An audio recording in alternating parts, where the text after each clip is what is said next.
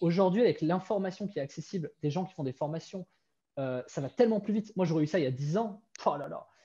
Mais tu vois, mais par contre, il y a un truc qui est commun, mais qui sera commun toute ta vie, peu importe ce que tu fais, c'est que si tu n'essaies pas, et si tu ne continues pas à persévérer, à réessayer, ben, il ne se passera rien. Bah vas-y, c'est parti. Salut Cyril, comment tu vas? Ben, salut, ça va et toi? Ça va super. Merci de passer sur la chaîne. Tu es le troisième entrepreneur que j'accueille sur ma chaîne. On n'est pas très nombreux pour l'instant, mais ça monte au fur et à mesure, donc c'est super cool. Et aujourd'hui, si je voulais t'avoir toi justement, c'était pour parler de l'email marketing. Et surtout, le côté un peu pas connu de l'email, le côté très connu, etc. Comment monétiser des audiences, comment accélérer ta croissance dans le business, tes revenus, etc. Donc, je t'en prie pour les gens qui ne te connaissent pas. Dis-nous qui tu es, ce que tu fais dans la vie, ton business, si tu es visible sur Internet. Introduis-toi. Bon, ben, déjà, merci de ton invitation. C'est cool. Merci de m'avoir contacté sur WhatsApp pour Avec l'invitation. plaisir. Vraiment chouette. Alors, moi, c'est Cyril. Je suis entrepreneur depuis toute ma vie, en fait, hein, j'ai envie de dire. Mais où c'est devenu vraiment sérieusement, ça fait à peu près 2007-2008, donc ça fait maintenant 13 ans au moment où on enregistre, où bah, j'ai commencé un peu à tâter sur le web, etc. J'ai tout de suite vu, en fait, j'ai tout de suite compris qu'avec l'emailing, c'était une valeur sûre pour une raison simple, puisque tout le monde a un email et on peut toujours recontacter les gens avec un email. Moi, de base, j'ai une formation de commercial. Donc, quand j'allais toquer aux portes, je savais qu'il fallait recontacter les gens. Donc, les adresses postales pour envoyer des courriers, etc. Et j'ai eu la même logique sur l'email, sur Internet. Et voilà, donc bah, je me suis mis à l'emailing, j'ai trouvé des choses pour recruter des emails, j'ai commencé à me rendre compte que bah, à force de contacter les gens, bah, les gens à un moment donné étaient intéressés par des choses que tu pouvais proposer. Le problème, c'est que j'avais pas assez de choses à proposer. Donc à partir de là, je me suis intéressé. C'était le début plus ou moins de l'affiliation, même si ça avait commencé bien avant. Et bah, je me suis rendu compte qu'en fait, on pouvait avoir des emails, avoir de l'audience, avoir des offres en face qui n'étaient pas les nôtres, faire office d'intermédiaire pour faire de l'argent. Et on touchait des commissions là-dessus. Donc, à partir de là, j'ai commencé à aller plus loin, j'ai commencé à recruter des emails un peu plus violemment. Donc, c'est-à-dire, j'ai commencé à m'intéresser à la publicité, j'ai commencé à m'intéresser au référencement naturel, j'ai commencé à me rendre compte qu'en montant des sites, ben, on pouvait finalement se positionner en étant plusieurs personnes au même endroit. Par exemple, tu peux posséder 3-4 sites qui se référencent sur Internet. Mais donc, si ça marche sur du référencement naturel, ça marche aussi sur des pubs payantes où tu peux en gros être plusieurs marques en même temps, mais finalement qui rejoignent au même endroit. Donc là, ça a commencé à créer vraiment d'effets, on va dire au niveau de l'audience. Il y a eu beaucoup d'audiences qui sont arrivées. Donc en proposant nos propres produits, on s'est rendu compte qu'on gagnait plus, mais qu'on avait quand même beaucoup plus de taf aussi, c'est-à-dire du SAV, des problèmes de paiement, et c'était beaucoup plus compliqué. Donc finalement, on a toujours fait un peu plus affiliation, donc proposer le produit des autres et nos propres produits. On a essayé de trouver un bel équilibre là-dessus pour pas que ça nous prenne trop de temps d'un côté ou de l'autre. Puis après, on s'est rendu compte que finalement, ben, beaucoup de gens faisaient un peu comme nous. Donc on a construit une régie d'affiliation. Sur cette régie d'affiliation, on a pris des gens comme nous, donc il y avait des produits, et on a mis en relation les gens comme nous aussi, c'est-à-dire ceux qui relayaient des publicités, et on prenait notre marge entre les deux, quoi. Donc en gros, une plateforme d'affiliation. Voilà, il y a plein de choses que je fais. Aujourd'hui, je fais de l'énergie aussi. Je suis dans des business d'énergie avec des call centers, etc. On revend des leads à Total Energy notamment. Il y a énormément de choses que je fais aujourd'hui puisque, euh, en fait, à partir du moment où tu sais acquérir du trafic et que tu sais faire de l'argent avec des emails ou tout autre support, hein, des numéros de téléphone, des adresses postales ou quoi, bah, finalement, après, il n'y a plus qu'une question d'offre, de mettre en relation une offre qui correspond aux besoins de la personne. Donc, à toi de savoir le besoin, à toi de proposer la bonne offre. Donc, avoir un panel d'offres qui correspond au panel de besoins et puis les mettre en relation pour faire de l'argent. Que ce soit les offres des autres ou tes propres offres. C'est ça. Et avec tout ce que tu as mis en place, genre l'acquisition de mails, l'affiliation, etc., comme le gros, c'est quand même le mailing, c'est quoi à peu près, si tu es OK pour en parler, les revenus que tu arrives à avoir, surtout, genre toi à ton niveau, et c'est quoi les revenus que les gens peuvent espérer? Si maintenant je me dis, OK, moi c'est parti, Cyril, ça me parle bien, je me lance dans le mailing, je peux avoir quoi d'ici, genre, on va dire 6 mois? Alors, ça, c'est des questions toujours compliquées à répondre parce que on sait qu'on construit notre personnalité et notre futur à travers les choix d'aujourd'hui. C'est nos choix qui nous définissent. Euh, je reviens il y a 13 ans en arrière. Si je fais d'autres choix, tu sais, c'est un peu comme en bateau quand tu dévis de 1 degré et que sur du très long terme, ça n'a rien à voir. C'est un peu la même chose. C'est que tes choix font un parcours. Donc, surtout, c'est pas une question, il n'y a pas de bon ou de mauvais choix. C'est peu importe le choix que tu fais, il faut savoir t'adapter aux obstacles, etc. Et je te dis ça parce que espérer des revenus sur 6 mois, il y en a, ils feront peut-être 50 000 euros dans 6 mois. Il y en a peut-être, ils feront 100 euros dans 6 mois.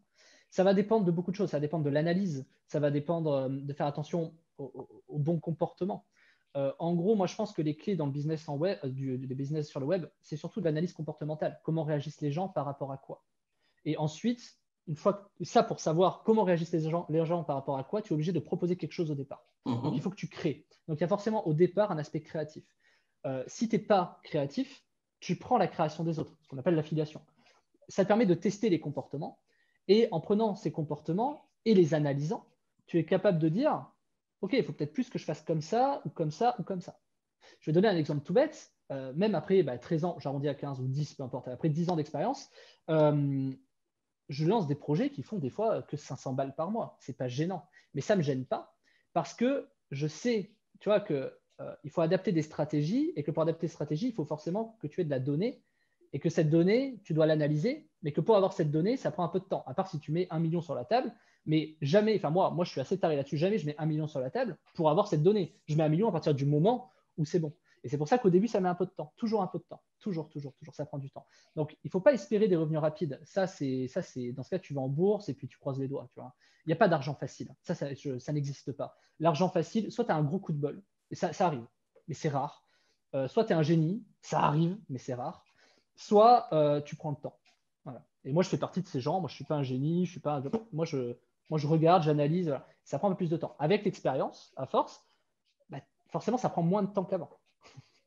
Voilà. Parce que tu as plus de réflexes, tu sais comment analyser, tu sais ce qui fonctionne. À force d'avoir testé, tu sais comment tout fonctionne à peu près. Donc, ça permet d'aller beaucoup, beaucoup, beaucoup plus vite. Donc, le projet que je lançais il y a 10 ans qui faisait 500 balles, ça me prenait peut-être 1 an pour faire 5 000 ou 10 000. Le projet que je lance aujourd'hui qui fait 500 balles, le mois d'après, il fait 15 ou 20 000. Forcément. Et ça, c'est l'expérience. C'est l'expérience. Donc, espérer des revenus sur l'email, c'est assez facile pour une raison simple. C'est le meilleur canal publicitaire. Tu achètes de la pub sur Facebook, c'est cher.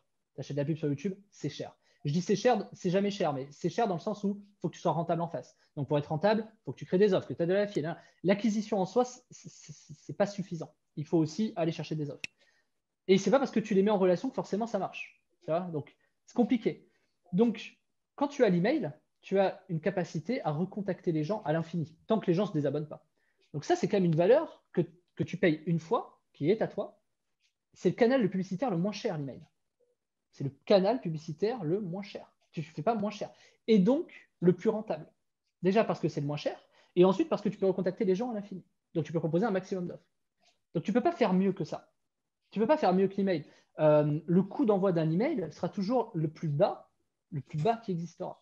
Le jour où contacter un email coûte aussi cher que de contacter une personne sur Facebook, peut-être qu'à ce moment-là, ça changera. Mais c'est très, très loin d'y arriver. Pour énormément de raisons techniques que je ne vais pas étaler, ce serait trop compliqué, mais ça restera le canal le moins cher aujourd'hui. Enfin, oui, si, le moins cher. Et donc, du coup, ces emails-là, quand tu as compris que ça fait beaucoup de marge, je crois que pour 1 euro, ça fait 40 dollars. Enfin, pour 1 dollar, ça fait 40 dollars. Tu connais ce graphique-là. Voilà, bien sûr. Voilà, franchement, c'est ça. Hein. Donc, tu peux espérer faire 40 fois la mise avec l'email. Ça ne veut pas dire qu'un email égale 40 dollars. Ça ne veut pas dire ça. Mais que par rapport au coût que tu mettras, tu peux espérer entre x10 et x40 sur du très long terme. Voilà. Et le très long terme, c'est pas j'ai recruté des emails, j'ai envoyé 3 offres, ça ne marche pas. C'est pas ça.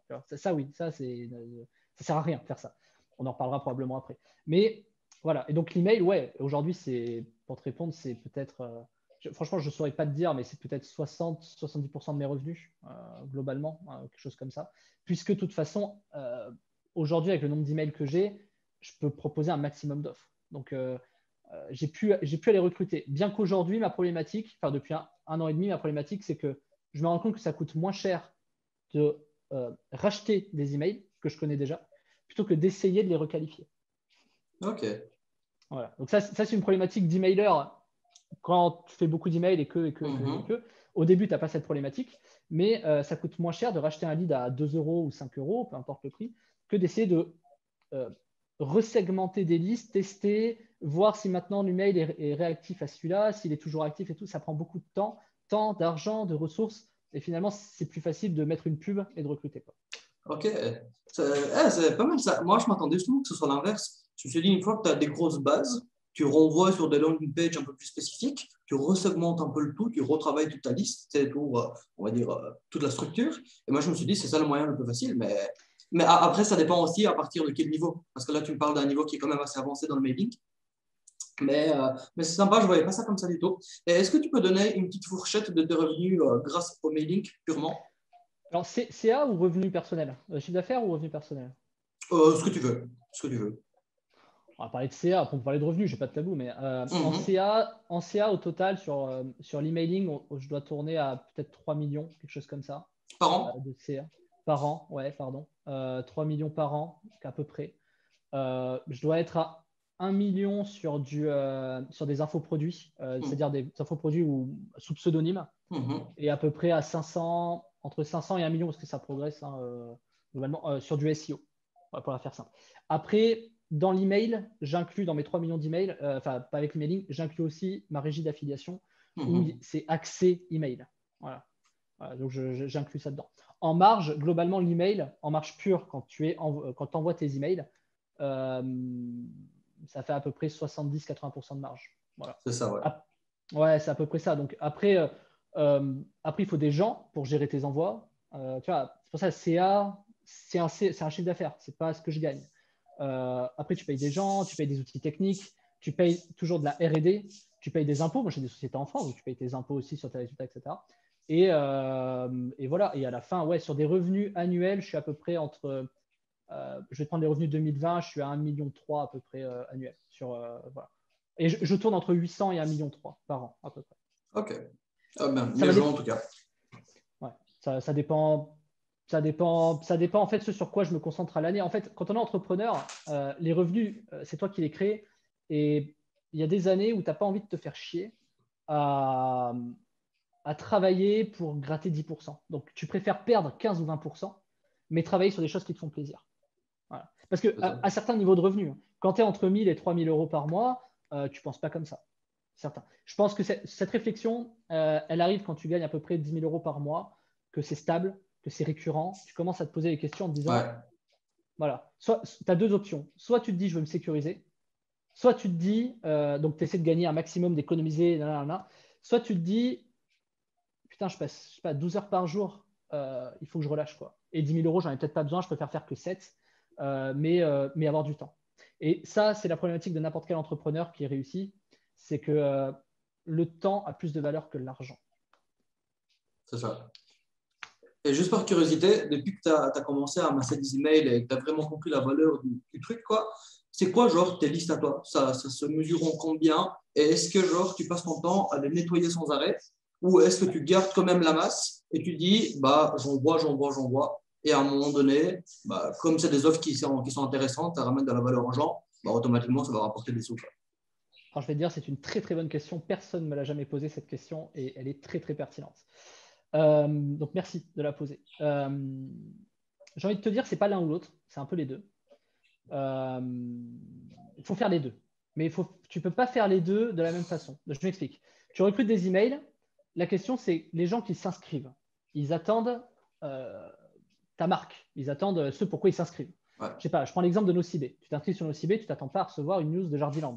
Ça paraît logique, mais ouais, tu rigoles, mais attends. Du coup, donc quand tu recrutes au nom de ta marque. Le truc, c'est qu'après, tu balances des séquences email pour vendre ton produit. Donc, par exemple, prenons l'exemple de Nocibé qui va essayer de vendre son produit, etc. Mais tu te rends compte que finalement, peut-être que ton propre produit est moins bon que les autres. mhm. Donc, tu commences à te challenger et tu te dis, OK, peut-être que Nocibé, peut-être que s'il envoie Sephora, il va faire plus d'argent. Mais instinctivement, on va se dire, c'est pas possible. Sauf qu'il y a quelque chose qu'on oublie. Je sais pas si, oui, tu as l'expérience. Sur 100 prospects, tu en as combien qui achètent chez toi? Peut-être 10, peut-être 5. Donc moi, je raisonne à l'envers. Je me dis, ça veut quand même dire que tu as 90% des gens qui n'achètent pas chez toi. Mhm. S'ils n'achètent pas chez toi, ils achètent ailleurs parce qu'ils sont intéressés par ton produit. Donc la question, c'est pas de savoir si toi, tu vas faire plus d'argent avec tes 10%. La question, c'est de savoir est-ce que avec les produits de tes concurrents, si tu proposes un maximum de concurrents aux 90% des gens qui n'achètent pas chez toi, est-ce que tu fais de l'argent? Et la réponse est oui. La réponse est oui. Et est-ce que tu fais plus d'argent? La réponse est oui. Et Ah, oui, c'est parce que bien. tu proposes plus d'offres. Donc forcément, les gens, ils vont trouver leur bonheur. Mais par contre, est-ce que c'est l'un ou l'autre? La réponse est non. C'est les deux. Et donc, quand tu comprends ça, tu te rends compte, il y a beaucoup de gens, et notamment dans l'infoprenariat, les gens qui font des infoproduits, des formations en ligne, etc., ils ont tendance à garder leur base de données. Ouais. Et ils ont raison. Ils ont raison de ça, à les protéger un peu. Ils ont raison, mais ils ont raison dans leur tête, mais ils ont totalement tort. Puisque les gens qui sont, tu sais, dans l'infoprenariat, toi, tu es dans ma base de données, mais tu es aussi dans la base de données de mes concurrents. Ouais. Voilà. Donc, je préfère que tu passes par mes liens pour acheter chez eux que plutôt d'acheter directement chez eux. Normal. Ça paraît logique dit comme ça. Ouais. Mais pourquoi ce serait. Donc, c'est une vérité. Pourquoi. Enfin, c'est pas valable pour tous les produits. Et tu te rends compte finalement que tu fais plus d'argent avec les produits des autres que les tiens.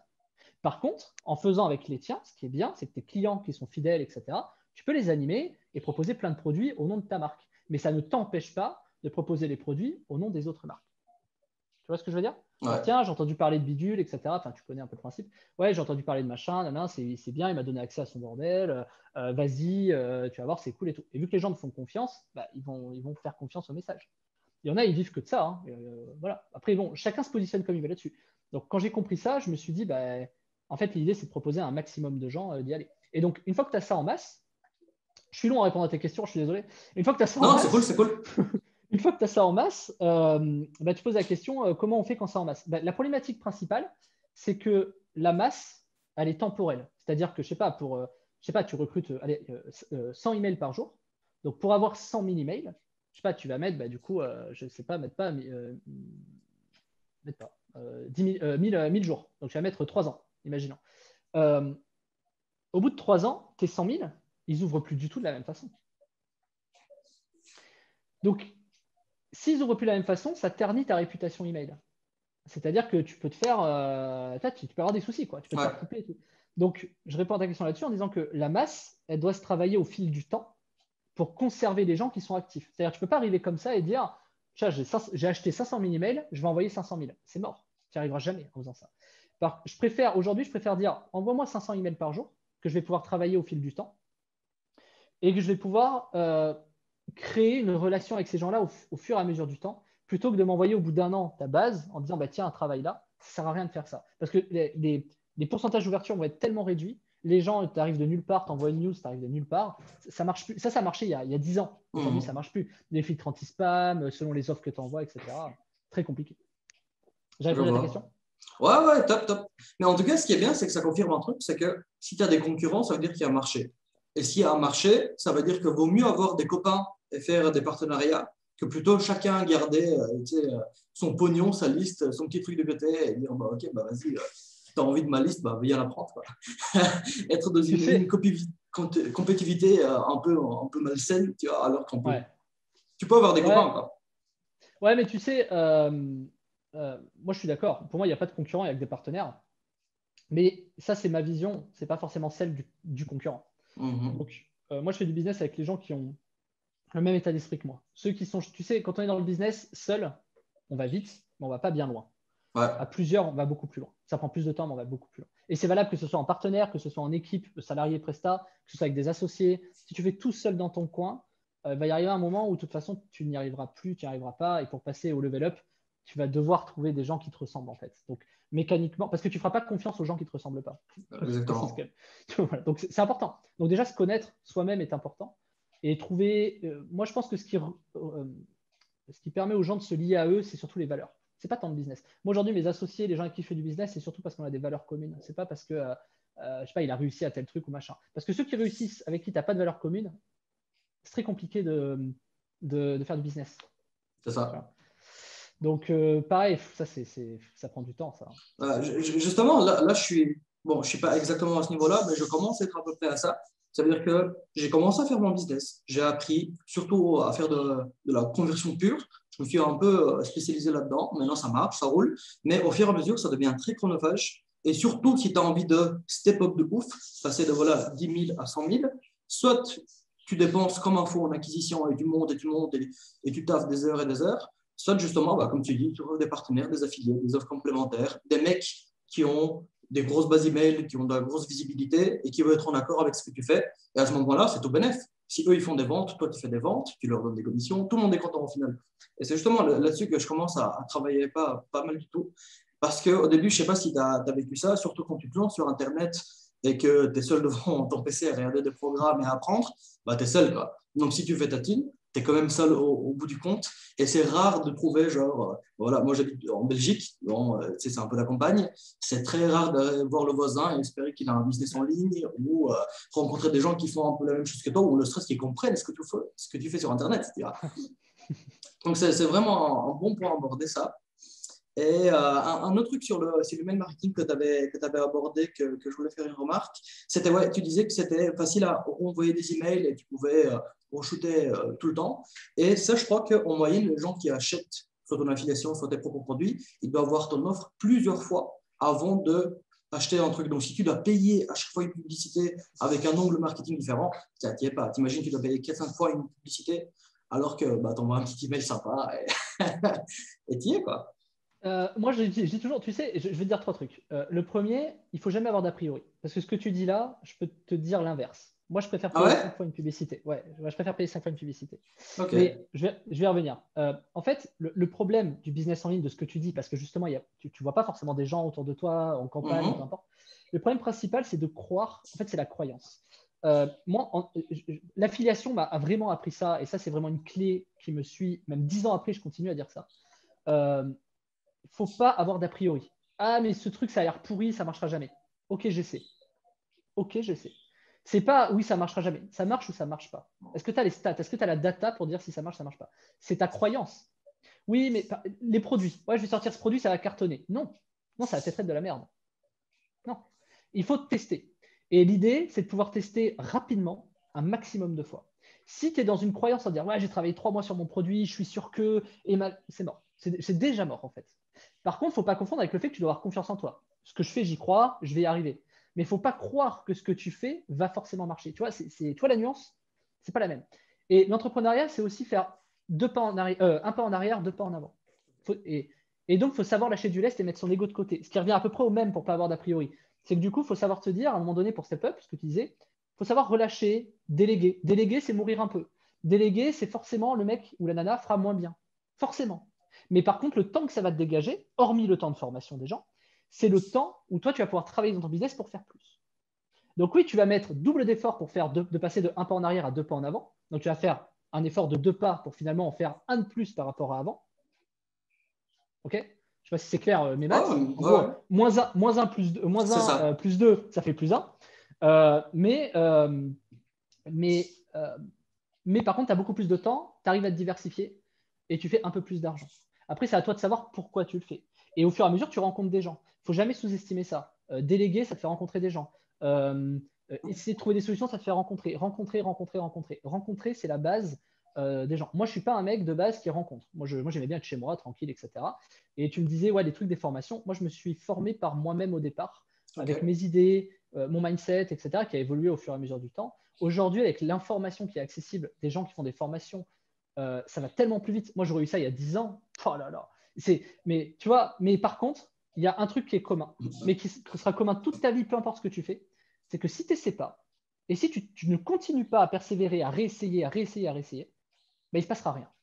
Donc, tu peux regarder autant de formations que tu veux. Si tu n'essaies pas, il ne se passera rien. Parce qu'une formation, ou, enfin oui, c'est une formation globalement, ou ce que les gens peuvent te dire, c'est très personnel. Moi, ma réussite, c'est un chemin. Ce que je te disais tout à l'heure, c'est un chemin. Ça ne veut pas dire que mon chemin, c'est la vérité ou ce sera ta vérité. Mais par contre, ça te permet de voir les obstacles, ça te permet de voir comment la personne les a franchis, ça te permet de voir si tu es d'accord ou pas, qu'est-ce que tu aurais fait de différent. Le but d'une formation, c'est de comprendre un process et de te l'approprier avec qui tu es. C'est un peu comme un joueur de foot. Je ne sais pas, enfin, je sais pas pourquoi je pars dans cet exemple, mais imaginons, c'est comme un joueur de foot où aucun joueur de foot ne se ressemble. Pourtant, ils ont tous fait la même chose. Tu tires dans une balle, tu machin. Tu vois, c'est pareil. Ils ont tous la même base, mais ils font pas tous à la fin la même chose. Il y en a un qui est attaquant, il y en a un qui est gardien de but, etc.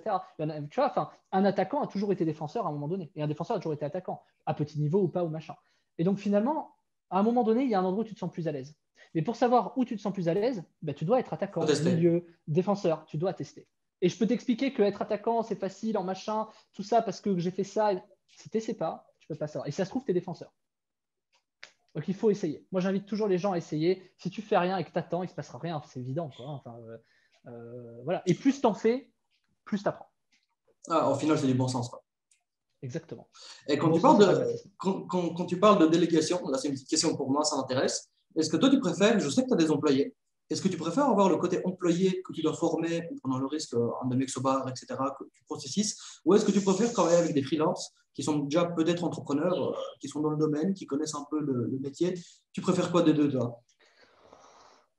Euh, Pas facile, hein. si, mais on va dire ça dépend. Alors, le problème, c'est que ça évolue en fonction de tes business. Donc, Ok, j'ai jamais de préférence. J'ai juste une stat. Tu vois, moi, je suis très, OK, est-ce que c'est mieux, pas mieux? Euh, Tu as besoin de salariés parce que tu as besoin de bras droits, tu as besoin de capitaliser. Un freelance, tu ne peux pas capitaliser. Un freelance, il va travailler un peu comme il veut. Un job doit être fait, etc. C'est très bien, mais ça ne correspond pas à tous les types de métiers. Moi, je ne peux pas demander à un freelance de faire ma programmation email. Pour une raison ok. simple, euh, il va faire juste une programmation email. Un salarié va avoir une vision un peu plus globale parce qu'il va avoir accès à plus de choses, parce qu'il est, c'est une capitalisation dans la société. Quand je dis capitalisation, c'est que la personne reste, elle est là 35 heures, donc elle crée de la valeur. Un freelance ne crée pas de valeur, il fait un job. C'est pas pareil. Un salarié, alors des mauvais salariés vont faire le job, mais des bons salariés vont aller plus loin et ils vont créer de la valeur. Donc, il faut un peu des deux, mais un salarié, à un moment donné, il te faut un bras droit sur qui tu peux te reposer.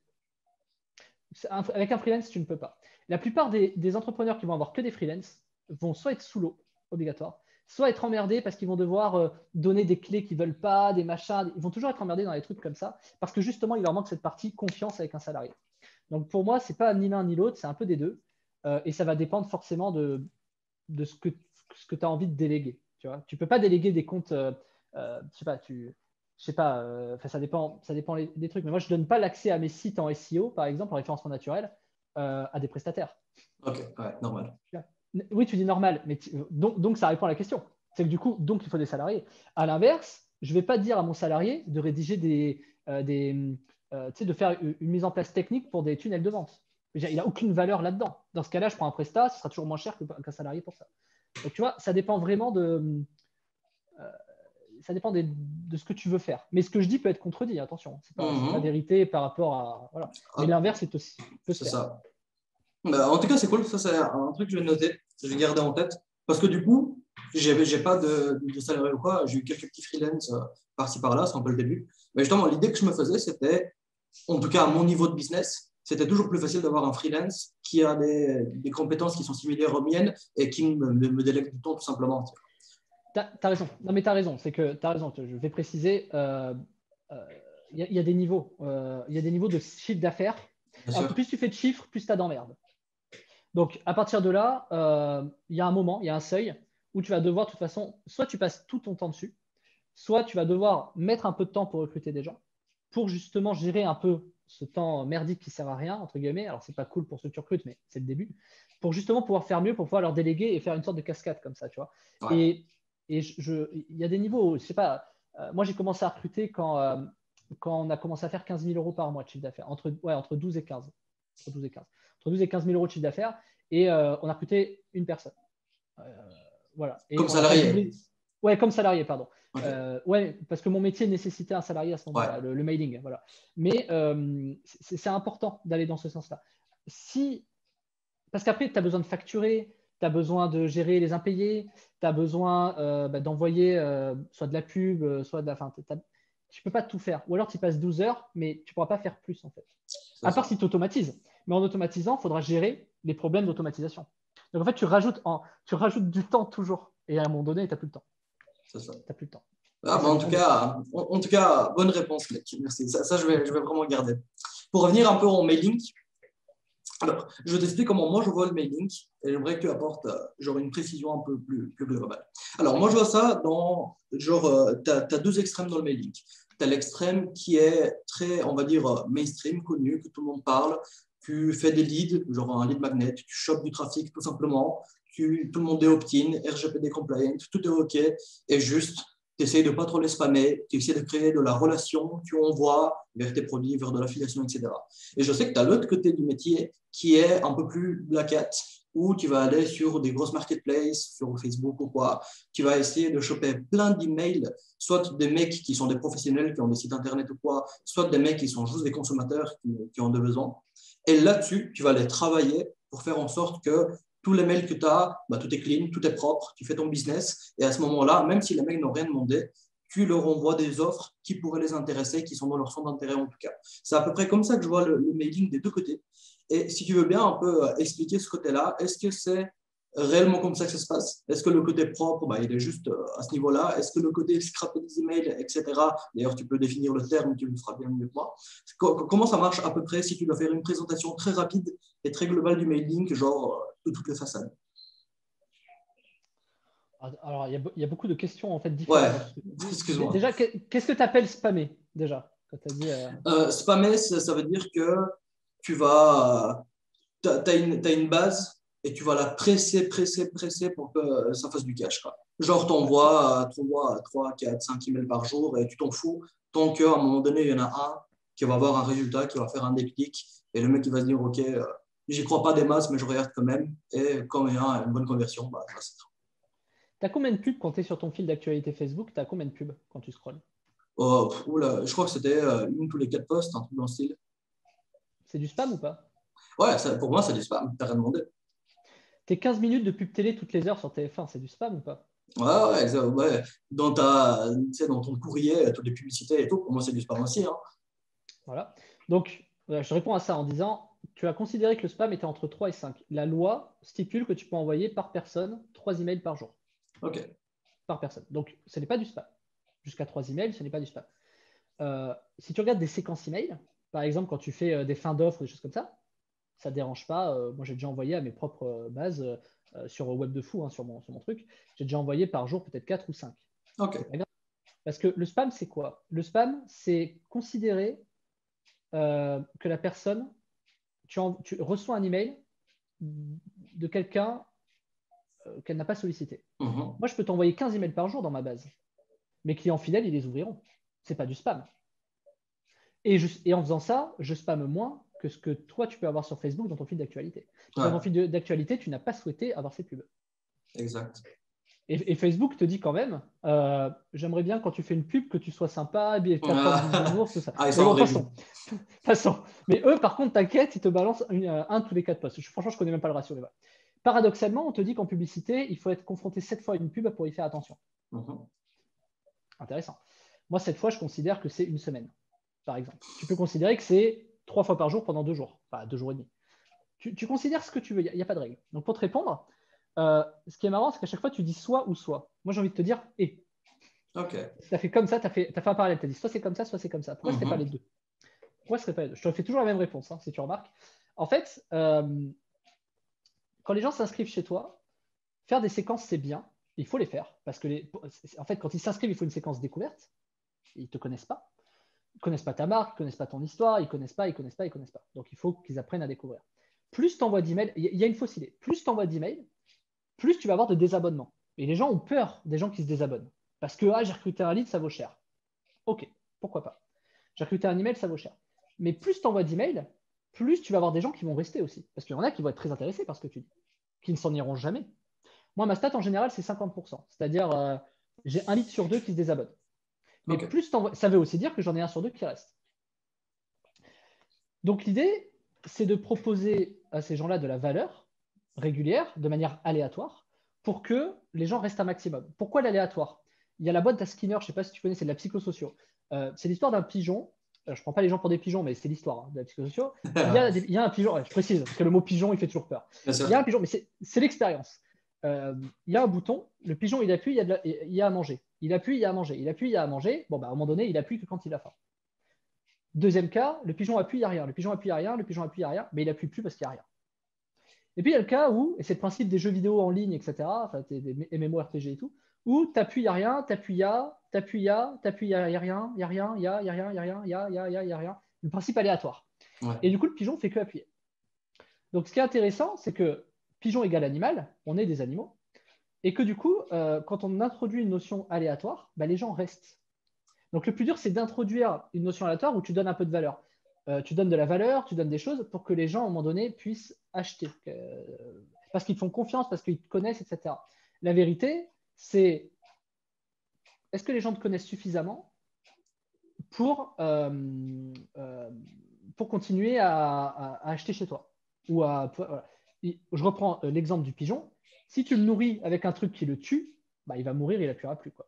Si tu lui mets du poison dans sa bouffe, voilà.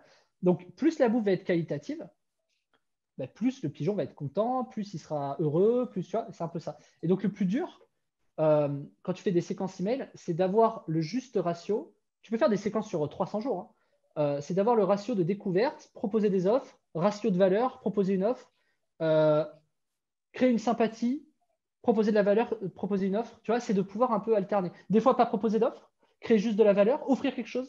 Tu vois, c'est de créer un côté aléatoire où les gens, en fait, tiens, qu'est-ce qui va se passer aujourd'hui? Alors que l'email de masse, on est plus sur proposer un maximum d'offres pour que les gens achètent de manière compulsive, de manière impulsive. C'est OK, je sais pas, là c'est l'été, au moment où on enregistre. Par exemple, pour des femmes, les épilateurs, ça marche très bien en ce moment. Les programmes de perte de poids, etc. Alors que bon, au mois de novembre, forcément, c'est pas pareil. Donc, tu vois, il y a une certaine logique avec de la masse qui est plus liée à de la tendance, qui n'est pas liée à ce que toi tu proposes au départ, qui est liée à de la tendance. Euh, J'arrive pas à trouver d'exemple en tête. Par exemple, à Noël, tu vas proposer des offres de réduction, des promos pendant les soldes. Tu vois ce que je veux dire? Il y a des tendances, il y a des Ouais. moments où tu peux le faire. C'est d'ailleurs pour ça que tu remarques que pendant le Black Friday, il n'y a pas que les e-commerçants qui font des offres. Tu as tout le monde qui fait des offres. Parce que c'est un peu l'euphorie du moment, etc. et que ça marche comme ça. Et ça, c'est hyper important à comprendre parce que quand tu fais de la masse, bah, c'est là où ça devient intéressant.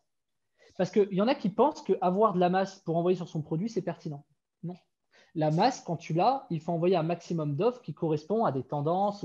En fait, euh, tu sais, c'est du mass market. C'est de la mass market. Donc, il faut proposer sur un marché de masse des choses que les gens achètent en masse. Par exemple, moi, je ne fais pas d'emailing de masse sur mes produits de formation. Ça n'a aucun sens de faire ça. Ah oui, je vais aller gratter quelques ventes, d'accord, mais je préfère recruter des gens hyper intéressés. Tu vois, tu comprends le principe? Ouais. J'ai répondu à ta question? Yes. Et justement, comme si tu ne connais pas le mailing, genre un peu comme moi, ça a un petit côté, genre, tu te dis, OK, des emails scrappés, du mass mailing, tu as toujours entendu que c'était illégal, mais comme toi, tu es dans le métier, on est bien d'accord qu'une fois que c'est bien fait, que c'est bien mis en place, c'est tout à fait légal, c'est tout à fait clean, tu peux vraiment avoir un business qui est stable, scalable, et ça tourne, quoi. Scraper, c'est légal. Scraper. Mhm. Je veux dire, tout le monde le fait, globalement. Même les Ouais. sites d'immobilier, quand ils scrapent les annonces, c'est pas interdit encore le scrapping, hein. Enfin, Mhm. je crois pas. Moi, je suis pas avocat, je sais pas. Je suis pas juriste, mais il me semble que c'est pas interdit. Après, scraper des emails et adresser un email à des particuliers qui n'ont pas souhaité, qui reçoivent d'un coup un email, ça Ouais. c'est illégal. Ça c'est illégal. OK. En tout cas, dans le pays concernant, dans le continent, par exemple en Europe, si tu veux faire ça sur des Français, tu ne peux pas le faire en Europe. Mais globalement, tu n'as plus le droit de le faire. À une époque, c'était plus ou moins toléré. Aujourd'hui, tu n'as pas le droit de le faire. Donc, scraper et envoyer des emails, faut le faire sous certaines conditions. OK. Voilà. Parce que, en fait, les emails B2B, c'est-à-dire, tu sais, arrobase, ton site, machin, Ouais. ça, tu as le droit de le faire. Ce qu'on appelle de l'opt-out. Tu as le droit de le faire. OK. Mais pour shooter des particuliers, il faut que tu aies de l'opt-in. C'est-à-dire que les gens ont manifesté un intérêt vers ton produit, qui sont inscrits chez toi, quoi, tout simplement. C'est Donc, ça. ce qui est intéressant, je te le dis quand même, la petite technique, c'est que dans ce cas-là, si tu scrapes, c'est bien de passer par des sociétés étrangères qui font l'envoi d'emails vers ton offre à toi comme si c'était un affilié, de sorte à ce que toi, tu opt-in les emails qui vont s'inscrire chez toi. À partir de OK. là, ces emails qui seront opt-in chez toi, voilà. Mais honnêtement, moi-même, je ne peux pas conseiller ça puisque, comme je l'ai dit, sur l'email en masse, je n'enverrai pas sur mes produits. Parce C'est qu'il ça. vaudra toujours mieux faire de l'email en masse sur de l'affiliation, quoi. Mais ce n'est pas tout à fait pareil. Pardon, je ne veux pas confondre les notions de légalité et avoir des bases email. Par exemple, un client te partage ses bases légalement et je sais pas, il y a 1 million d'emails dedans, pas de souci. Il n'y a pas de. Tu as le droit, c'est le client qui te les fait, il n'y a Ouais. pas de souci. Toi, les scraper et envoyer pour ton offre alors que ouais, c'est illégal. C'est ça. Je vois. Et quand tu es dans le mailing pur comme ça, quand tu es dans le côté opt-in et le mass mailing, est-ce que toi tu utilises des autorépondeurs classiques ou tu as plus des trucs qui sont genre une plateforme qui est faite pour ça, pour l'email de masse, etc. À ton avis, ma réponse? C'est à mon avis un peu des deux. Voilà, un peu des deux. Sur des produits en direct, une marque, autorépondeur classique, on peut utiliser du Mailchimp, du ActiveCampaign. J'aime bien ActiveCampaign, mais bon, LG autorépondeur pour moi reste très très bien Ah pour ouais? plein de raisons. Ouais, pour énormément de raisons. Mais tu peux le voir qu'au bout d'un certain temps, quand tu as beaucoup de produits, les vraies valeurs. Je connais des gens qui ont tout testé et qui reviennent à la fin sur Edge Autorépondeur parce que ça a l'air compliqué, enfin, ça n'a pas l'air bien, Edge Autorépondeur. Et c'est vrai que de prime abord, quand tu commences, c'est pas ouf. Mais quand tu veux faire des choses bien séquencées en fonction des comportements, en fonction des listes, ça marche très très bien. ActiveCampaign aussi, mais ActiveCampaign est très limité dans beaucoup de sujets et très cher. Ouais, c'est très cher. Mais j'aime beaucoup ActiveCampaign parce que c'est simple, c'est accessible. Quand tu veux faire des choses que tu as en tête, c'est très bien. En fait, ça te le pose sur un papier, quoi. SG Autorépondeur, tu dois te le poser sur un papier pour le faire. Mais il y a beaucoup plus de fonctionnalités intéressantes. En tout cas, à un certain niveau. Donc, et puis, c'est pas cher pour commencer SG Autorépondeur. Donc, je conseille plutôt SG Autorépondeur, Mailchimp, aujourd'hui Mailjet. Enfin, non, c'est plus Mailjet, c'est Mailgun. Je conseille ActiveCampaign, ce genre de choses. GetResponse à Weber, des trucs. Enfin, pour commencer pour moi, c'est moins de 1000 mails par jour. Tu vois. Enfin, on est à 100 mails par jour, c'est déjà bien. Je pense que tu mets un petit budget. Voilà, 100 mails par jour, tu peux aller sur n'importe lequel. Prends celui qui est le moins cher, mais le plus logique pour toi. Edge Autorépondeur, pour le coup, je trouve pas cher. Il correspond. 100 mails, c'est cool, tu vois. Enfin, ça fonctionne très bien. Voilà. Et après, pour l'email de masse, ouais, je passe par des outils. Je passe par mes propres outils. Je me suis associé avec mon routeur de base, chez qui on a beaucoup d'attaches. Donc, je ne le citerai pas. Mais voilà, on a une sauce interne et une sauce avec un associé pour du mailing de masse. Et sur du recrutement classique avec produit, on a des séquences sur des autorépondeurs classiques. Voilà. Ok. Et genre, avec ton background de l'emailing, si moi maintenant, voilà, je suis débutant dans l'emailing, d'ailleurs, j'ai commencé il n'y a pas très très longtemps, je vais avoir, je sais pas, genre 3000 leads, un truc dans le style.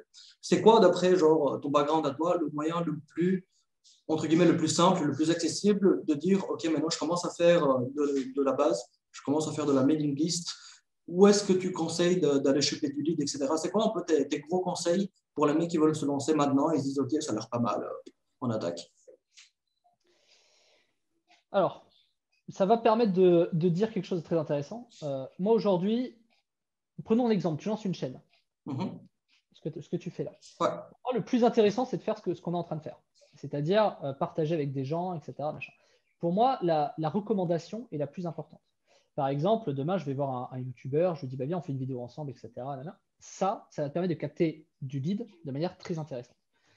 Il y en a qui vont dire, ah oui, mais non, ça veut dire qu'il va te donner sa base, etc. Même sujet que tout à l'heure. Non, de toute façon, les mecs, ils sont dans plusieurs bases. Autant qu'ils viennent chez moi si c'est intéressant. Donc la recommandation comme ça fonctionne très bien entre audience, etc. Comme le principe des influenceurs, ça marche très bien. Donc ça, pour capter du lead à moindre coût, c'est très intéressant. Faire des vidéos comme ça, c'est très très intéressant.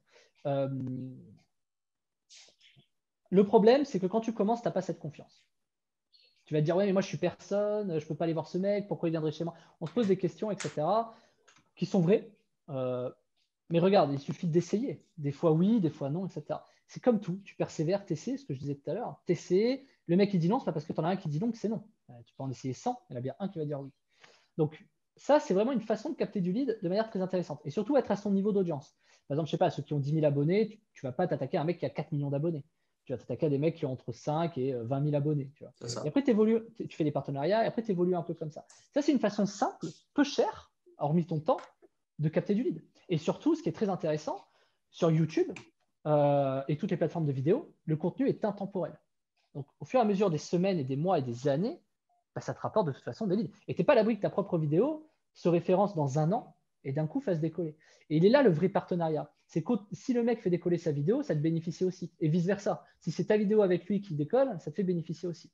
Donc, moi, j'aime bien miser. C'est un peu comme de l'investissement. Moi, miser sur une grosse action ou un gros YouTuber qui fait 1 million, ça a coûté cher, ça n'a pas vraiment de sens. Bon, à part si c'est gratuit. Je préfère miser sur des gens qui commencent, miser plus en volume, genre, OK, 30 personnes, parce que tu sais que sur les 30, tu en as 3 qui vont rester et qui vont progresser. Tu vois ce que je veux dire? Et donc, du coup, ça, c'est toujours intéressant parce que au fur et à mesure du temps, au fur et à mesure des années, et c'est là où je trouve ça très, très bien, au fur et à mesure des années, tu n'en as que certains qui restent. Et toi aussi, il faut que tu restes. C'est ce que je trouve bien. Donc, du coup, une des clés, encore une fois, du business, c'est de perdurer, de rester, quoi. Ceux qui changent tous les 6 mois, c'est compliqué. Voilà. Et ça, c'est très intéressant. Donc, pour commencer, ça, pour moi, c'est la façon la plus simple de recruter du lead. Ensuite, bien entendu, la pub. La pub. Pour moi, la pub. Je ne pourrais pas dire le contraire. Tout ce qui est gratuit prend du temps, ce que je viens de dire. Tout ce qui est gratuit prend du temps. Tout ce qui est payant permet d'attirer du trafic maintenant. Le problème, c'est qu'on a peur de mettre l'argent. Et en mettant l'argent, il faut savoir proposer ce qu'il faut en face pour rentabiliser ça et pouvoir réinvestir dedans. Quand tu gagnes de l'argent, il faut avoir une rigueur. Pour moi, la règle des 3, c'est à 30% d'autofinancement, 30% de revenus et 30% de R&D. C'est-à-dire, en gros, je ne sais pas, tu gagnes 100 euros, tu mets 33 euros où tu réinvestis en pub, 33 euros que tu prends en revenus et 33 euros où tu vas tester une autre plateforme. Très important d'avoir cette rigueur. Si tu gardes cette rigueur au fur et à mesure du temps, tu vas te diversifier, tu vas apprendre plus vite et tu vas réussir à progresser plus vite. Et l'un n'empêche pas l'autre. Tu peux faire les deux, encore une fois. Avec YouTube, tu peux faire les deux. C'est ça, je vois. Ouais, pas mal. Pas mal. Surtout, moi, pour le moment, j'ai un truc, c'est que je suis très sur l'organique. J'aime beaucoup l'organique, j'aime beaucoup le contenu. Et justement, c'est un truc que tu racontes souvent dans les podcasts, c'est la temporalité des choses. Une fois que tu as mis une vidéo sur YouTube, tant que tu ne vas pas bouger le reste. Un blog, c'est pareil. Tout ce que tu crées de manière organique, entre guillemets, même si ça prend de l'énergie du temps, ça reste. Et une fois que tu es placé, putain, il faut aller pour te bouger, quoi. Et là, moi, par exemple, j'ai un gros blocage sur la publicité parce que déjà, les plateformes sont chiantes à mourir. Il y a plein de restrictions. Et surtout, c'est un pari que tu fais à chaque fois. Tu es là, OK, j'aligne genre 1000 balles sur une publicité, mais tu n'es jamais sûr du rendement que tu auras, même si tu as de bonnes conversions, etc. Genre, moi, je sais que je ne suis pas très, très bon en publicité parce que je ne me suis jamais penché dessus. Ben, je me suis dit, OK, si maintenant, le ciblage que je fais, il n'est pas optimal, ou si maintenant, justement, là, je sais pas, une semaine, je me suis fait bloquer encore par Facebook, alors qu'a priori, j'ai eu des bons conseils, tu vois.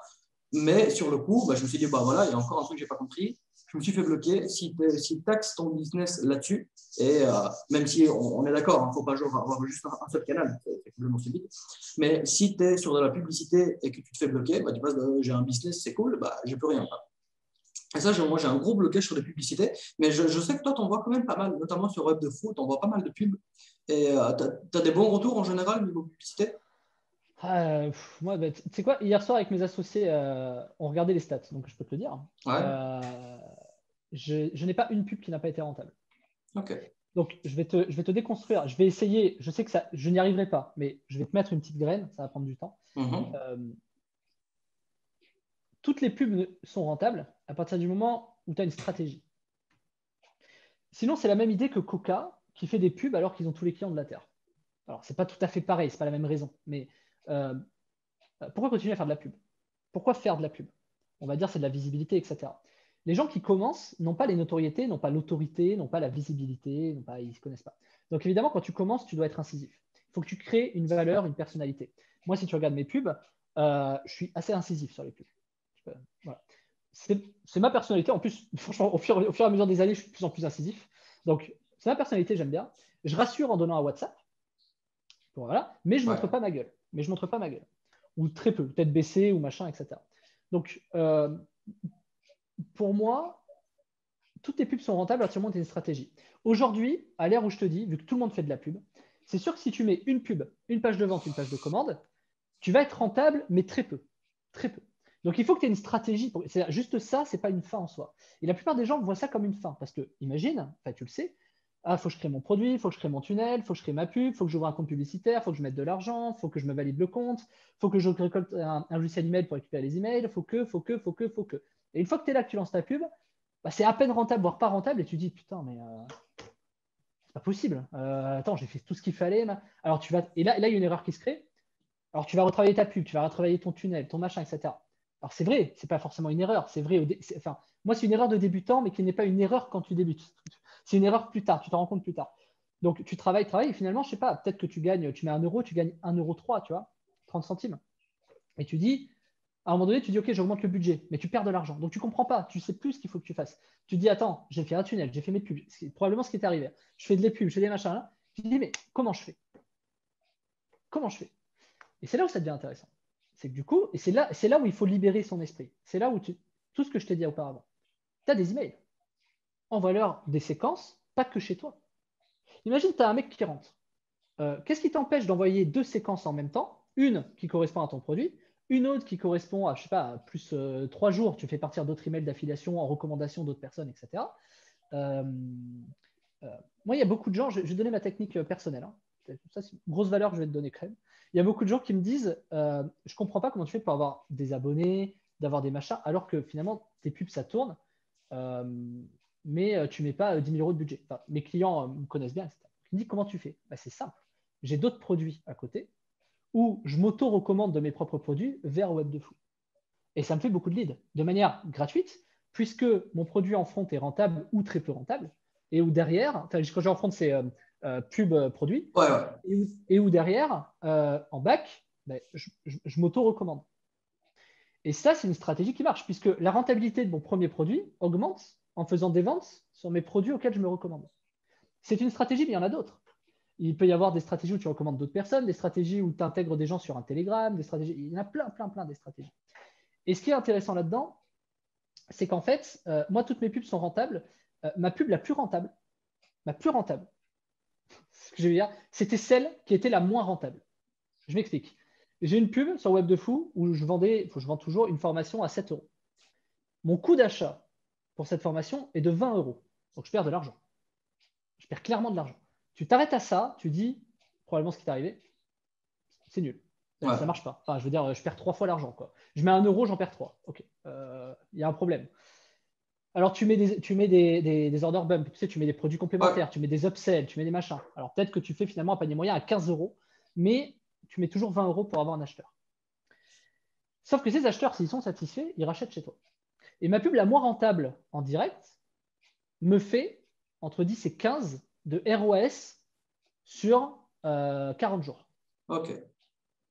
Mais si je regarde sur 7 jours, j'ai une pub qui est à 0,7. Enfin, je perds en gros 0,7. Enfin, je mets 1 euro et je gagne 70 centimes.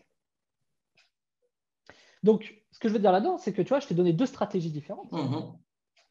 Et si j'ai deux choix donc à ce moment-là, soit je propose un contenu d'un autre formateur pour rentabiliser ma pub, soit je compte sur le fait que le mec va être satisfait et va me racheter des produits. Tu vois, tout dépend de la stratégie. Et tu ne peux pas proposer la même offre en face. Mais là, je rentre dans la technicité publicitaire. Tu peux pas une offre, dans les deux cas, ce que je te dis, la valeur commune, c'est que aujourd'hui, tu ne peux plus proposer une offre simple et espérer faire 15 000 balles. Alors, ça marche sur de l'e-commerce, sur du dropshipping, de l'achat impulsif. Mais quand tu as des produits un peu nichés, comme du make money ou comme de la recommandation, enfin, tu vois, sur des épilateurs, ça peut marcher, mais sur une personnalité, ça ne peut pas marcher comme ça. Et ce qui est très intéressant là-dedans, c'est que je me suis associé avec des mecs sur Facebook qui sont extraordinaires en e-commerce. Et du coup, ce qui est très intéressant, c'est que moi, moi sur l'e-commerce, je suis une burne totale. C'est-à-dire, je ne suis jamais rentable sur les pubs. Eux, ils le sont. On inverse les jobs. Eux, ils font mes trucs en formation. Ils ne sont pas rentables. On a essayé. C'est assez rigolo. Donc, qu'est-ce que ça veut dire? Ça veut donc dire que la façon de faire de la pub et d'imaginer les process font toute la différence. Parce qu'eux, ils sont hyper rentables en e-com. Quand moi, je le fais, ça ne marche pas. Moi, je suis hyper rentable sur les propres produits. Quand eux le font, ça ne marche pas. Et pourtant, on a le même canal publicitaire, on a les mêmes logiques publicitaires. Donc, pourquoi ça ne marcherait pas? Et tu vois, ça veut bien dire que la vision que tu as au départ de ta pub, des audiences, des ciblages, doivent correspondre à la stratégie que tu as en face. Ça prouvé, archi prouvé. Ça, n'importe quel publicitaire te dira ça. Donc, pour te répondre, ce n'est pas ta pub qui est nulle. C'est la pub qui ne convient pas à la stratégie. Ton salarié n'est pas nul. C'est qu'il ne correspond peut-être pas à ta boîte. Combien de salariés sont sous-évalués en compétences dans leur boîte alors qu'ils pourraient faire des choses extraordinaires dans une autre? Ça marche partout pareil. Pourquoi ton produit serait mieux que celui de ton concurrent? Pourquoi ta pub serait moins bon que celle de ton concurrent? C'est la stratégie qui fait la différence. Ouais. Logique. Quand je le dis comme ça, c'est logique. Non, mais là-dessus, on est bien d'accord. Hein. On sent, moi, ce qui s'est passé, c'est que j'ai fait de la pub que sur Facebook. J'ai rien touché à d'autres. Je me suis dit, je vais prendre un canal, je vais le gagner, on va voir les résultats que ça va donner. Je ne vais pas commencer à courir dans tous les sens. Et ce qui s'est passé, c'est que je faisais mes pubs. Sur le coup, je n'étais pas rentable, c'était que infoproduit. C'était que infoproduit et il y avait une grande partie qui était sur le marché roumain. Donc, c'était un peu différent, une culture, etc. Mais ce qui est bien, c'est que comme c'est un marché très, très jeune, il y a très peu de personnes qui font de la publicité. Du coup, ça coûte que dalle. Du coup, j'étais trop content. Et du coup, ce qui s'est passé, c'est que sur les publicités, j'étais à peu près break-even. Mais par contre, sur le back-end, je monétisais pas mal. Donc ça allait. Et surtout qu'on est très axé sur le branding, donc on chauffe le trafic comme des fous, donc vendre, c'est très facile au final. Mais moi, ce qui me dérangeait vraiment avec les plateformes, c'était les restrictions que tu avais c'était vraiment les restrictions. Tu as plein Parce qu'entre nous, Facebook, quand ils n'avaient pas de thunes, ils acceptaient tout, tu vois. Mais tout à coup, quand ils ont beaucoup de succès, ils ont commencé à avoir des valeurs. Il n'y a plus tout qui passe, etc. Et du coup, moi, c'est ça qui m'a vraiment fait chier sur le coup. Et je me suis dit, c'est pas possible. Les mecs, tu ne peux pas mettre un point-virgule si ça va là, ils bloquent ta publicité. Et après ça, comme j'ai vu, je suis dans une niche de spiritualité. Et ce qui est bien là-dedans, c'est que les gens sont très, très friands, même un peu trop, et tu leur dis n'importe quoi, à la limite, ils y croient. Mais ce qui est bien, c'est que tu as plein de groupes de passionnés. Et ce que je fais, c'est que j'ai juste eu une entrée dans un groupe, et à partir de là, ça a été juste une usine à l'idée, tu vois. Et du coup, je me suis dit, je vais plus m'axer là-dessus. Et c'est à cause de ça que je suis resté, entre guillemets, avec un mauvais a priori sur la pub. Parce que sur le coup, j'ai eu une expérience qui était un peu chiante, tu vois, pas mal de blocages, etc. Mais je sais, notamment, j'ai un pote, comme tu dis, c'est de l'e-commerce, mais qui est très, très rentable en e-commerce. Il fait beaucoup de Google Ads, justement. Et lui, pour des petits budgets, il a des retours sur investissement de genre 15-20. C'est dingue, tu vois, c'est dingue. Je sais qu'il y a vraiment moyen de faire quelque chose de ouf, mais je ne me suis pas encore assez penché sur le sujet. Je vais quand même te dire que 15-20 en ROS, le mec, il dépense pas 100 000 euros par jour, quoi. C'est-à-dire que Ah non, non, donné, pas du tout. Pas du tout. le marché de masse, tu tournes entre 1 point, allez, entre 0, quoi, entre 1 et maximum 3, mais Ah grand ouais, maximum, sur ok. du marché de masse. Mais bien sûr, parce que quand tu es là, c'est facile d'être à 20 sur une niche ciblée, dans une audience ciblée avec une pub adéquate, machin. C'est facile. Ouais. Une fois que tu as fait le tour de cette audience, tu fais quoi? Tu es obligé d'élargir. Et là, ta pub, elle marche plus. C'est ça, ouais. Donc, ton ROS, il va baisser. Donc, le vrai sujet de la publicité, c'est. Alors, quand on commence, c'est très bien. Je ne vais pas dire ce que je n'ai pas dit, mais quand tu commences, c'est bien d'aller justement chercher ces 20 de ROS sur une petite audience. Peut-être tu mets 100, 200 euros, pourquoi pas. Mais dès lors que tu veux accélérer et aller plus loin, tu vas régresser dans le ROS. Mais il faut trouver justement sur du marché de masse la bonne pub, la bonne offre et pour capter un maximum. Voilà. Donc oui, C'est ça. je suis d'accord avec toi. Voilà. Et oui, sur les marchés roumains, je connais un peu le marché roumain. Ok. Bien sûr, les CPM sont moins chers, bien entendu. C'est moins cher d'acquérir du trafic. C'est aussi lié au pouvoir d'achat. Il y a aussi moins de pouvoir Aussi. d'achat. Ouais. Quoique non, en Roumanie, le pouvoir d'achat augmente quand même pas mal. Donc En, là, il y a une en vraie. Roumanie, c'est un gros paradoxe mondial. J'y étais il y a je ne sais plus combien de mois, c'était un peu avant le Covid juste. Et le truc, c'est que tu dis, OK, le pays, enfin, de l'extérieur, tu dis, OK, c'est un pays qui n'est pas très, très développé. Pourtant, quand tu es sur place, tu as des magasins, tu te perds dedans. Tu as des employés qui sont par rayon. Les mecs, tous les restos, tous les cinémas, tous les centres commerciaux, les mecs qui sont habillés comme pas possible, tout est bondé. Et tu dis, OK, le pays est dans la merde. Et tu dis, ça fait pas sens. C'est juste, ça fait pas sens. C'est un pays qui est en pleine évolution, en pleine croissance. Ouais. Et ça fait longtemps, mais je pense que les gens sont assez heureux aujourd'hui en Roumanie parce qu'il y a une progression. Il y a une progression. Quand tu es en progression, tout le monde est heureux. Ce qui n'est pas le cas dans des pays en régression. Donc du coup, oui, ça fait sens en Roumanie. En plus, le budget, enfin le CPM est pas cher, c'est-à-dire le coût pour toucher les gens est pas cher. 1000 vues, ouais. Donc tu peux te permettre de proposer. Par contre, ça veut aussi dire, quand c'est le cas, qu'il y a moins de gens qui sont capables d'acheter. Mais ce qui est Ouais, intéressant dans des ouais, pays comme ça, totalement. c'est toujours intéressant, c'est que moins de gens qui sont capables d'acheter, mais si tu as un pays en croissance, comme la Roumanie, que tu as de plus en plus de gens qui ont le pouvoir d'achat, mais que les CPM sont moins chers, et que, bah, finalement, tu es dans une niche qui forcément fonctionne, en fait. Enfin, une Ouais. niche. Dans un pays où si tu proposes des choses, ça va marcher. Et ça, quand tu analyses, et c'est ça c'est une valeur de dingue que moi, je n'avais pas il y a 10 ans. Ça. Et ça, c'est un truc de malade. Je le dis parce que aujourd'hui, quand tu commences, on a une chance incroyable avec ça, c'est qu'on est capable de toucher tous les marchés internationaux. Tous les marchés. Tu veux tester un produit au Japon, tu peux. Alors, il faut parler japonais. Pas grave. Tu vas prendre un freelance sur 5euros.com qui fait une traduction japonaise. Donc, tu as toutes les clés. Tu as toutes les clés dans n'importe quel pays, dans machin. Sauf que t'attaquer au marché japonais, il faut connaître un peu il faut connaître comment fonctionnent les Japonais. Ouais, Comme il faut connaître comment fonctionnent les Roumains et tout l'état à du fait. pays. Donc, tu te lances pas comme ça en mode, bah, tiens, aujourd'hui, je vais tester l'Ouzbékistan. Ça marche pas comme ça. Mais voilà, tu as des trucs où il faut réfléchir un peu sur ça. Et c'est sûr que si tu te lances tête baissée sans réfléchir, bah, tu as une chance par miracle d'y arriver. Mais si tu réfléchis bien sur ces fonctionnements et que tu regardes un peu, que tu prends le temps de prendre des infos, etc., tu peux difficilement te louper à partir du moment où tu as des connaissances en marketing, à partir du moment. Et c'est pour ça que ça demande du temps de se former. Et le problème, c'est que les gens aujourd'hui veulent une grosse formation où il y a tout. Mais ça ne peut pas marcher comme ça. Il faut que tu aies des petits bouts. Ça ne peut pas fonctionner différemment parce qu'une grosse formation, elle va durer 60 heures et jamais tu la finiras. Donc, en fait, tu es ennemi de toi-même à penser des choses comme ça. Et ça, l'éducation du marché français là-dessus est compliquée parce que les gens se sont fait beaucoup arnaquer. Les gens veulent maintenant tout de suite, rapidement, pas avec 30 heures de vidéo, ou alors s'il y a 30 heures, je veux que ce soit payé 10 balles. Ouais. Mais de toute façon, ils ne vont pas aller au bout. Tu vois, il y a un énorme paradoxe sur ces fonctionnements. Alors que quand tu achètes par petits bouts, des petites par petits bouts, bah, tu commences à comprendre petit à petit les fonctionnements et tu commences à y arriver. Donc, il ne faut pas croire qu'en achetant une formation, ça va révolutionner ta vie. Il va y avoir des obstacles, il va y avoir des choses à apprendre. Acheter une formation sur Facebook va ne te faire apprendre que acquérir du trafic sur Facebook. C'est tout. Et après, tu vas entendre, ah oui, mais Facebook, il faut se diversifier, machin, et puis ça ne suffit pas, il faut créer une offre. Donc, tu vas prendre une formation pour créer une offre, etc., etc., etc. Sauf que c'est vrai que c'est un peu chiant de voir ça comme ça. Sauf qu'à force, tu as tout le panel et tu commences à comprendre. Par contre, acheter une formation, je le redis, c'est bien, mais il faut essayer. Acheter une Ouais. formation sur Facebook et pas essayer de la pub Facebook, Ça n'a aucun sens. ça n'a pas de sens. Ça n'a pas de sens. Voilà.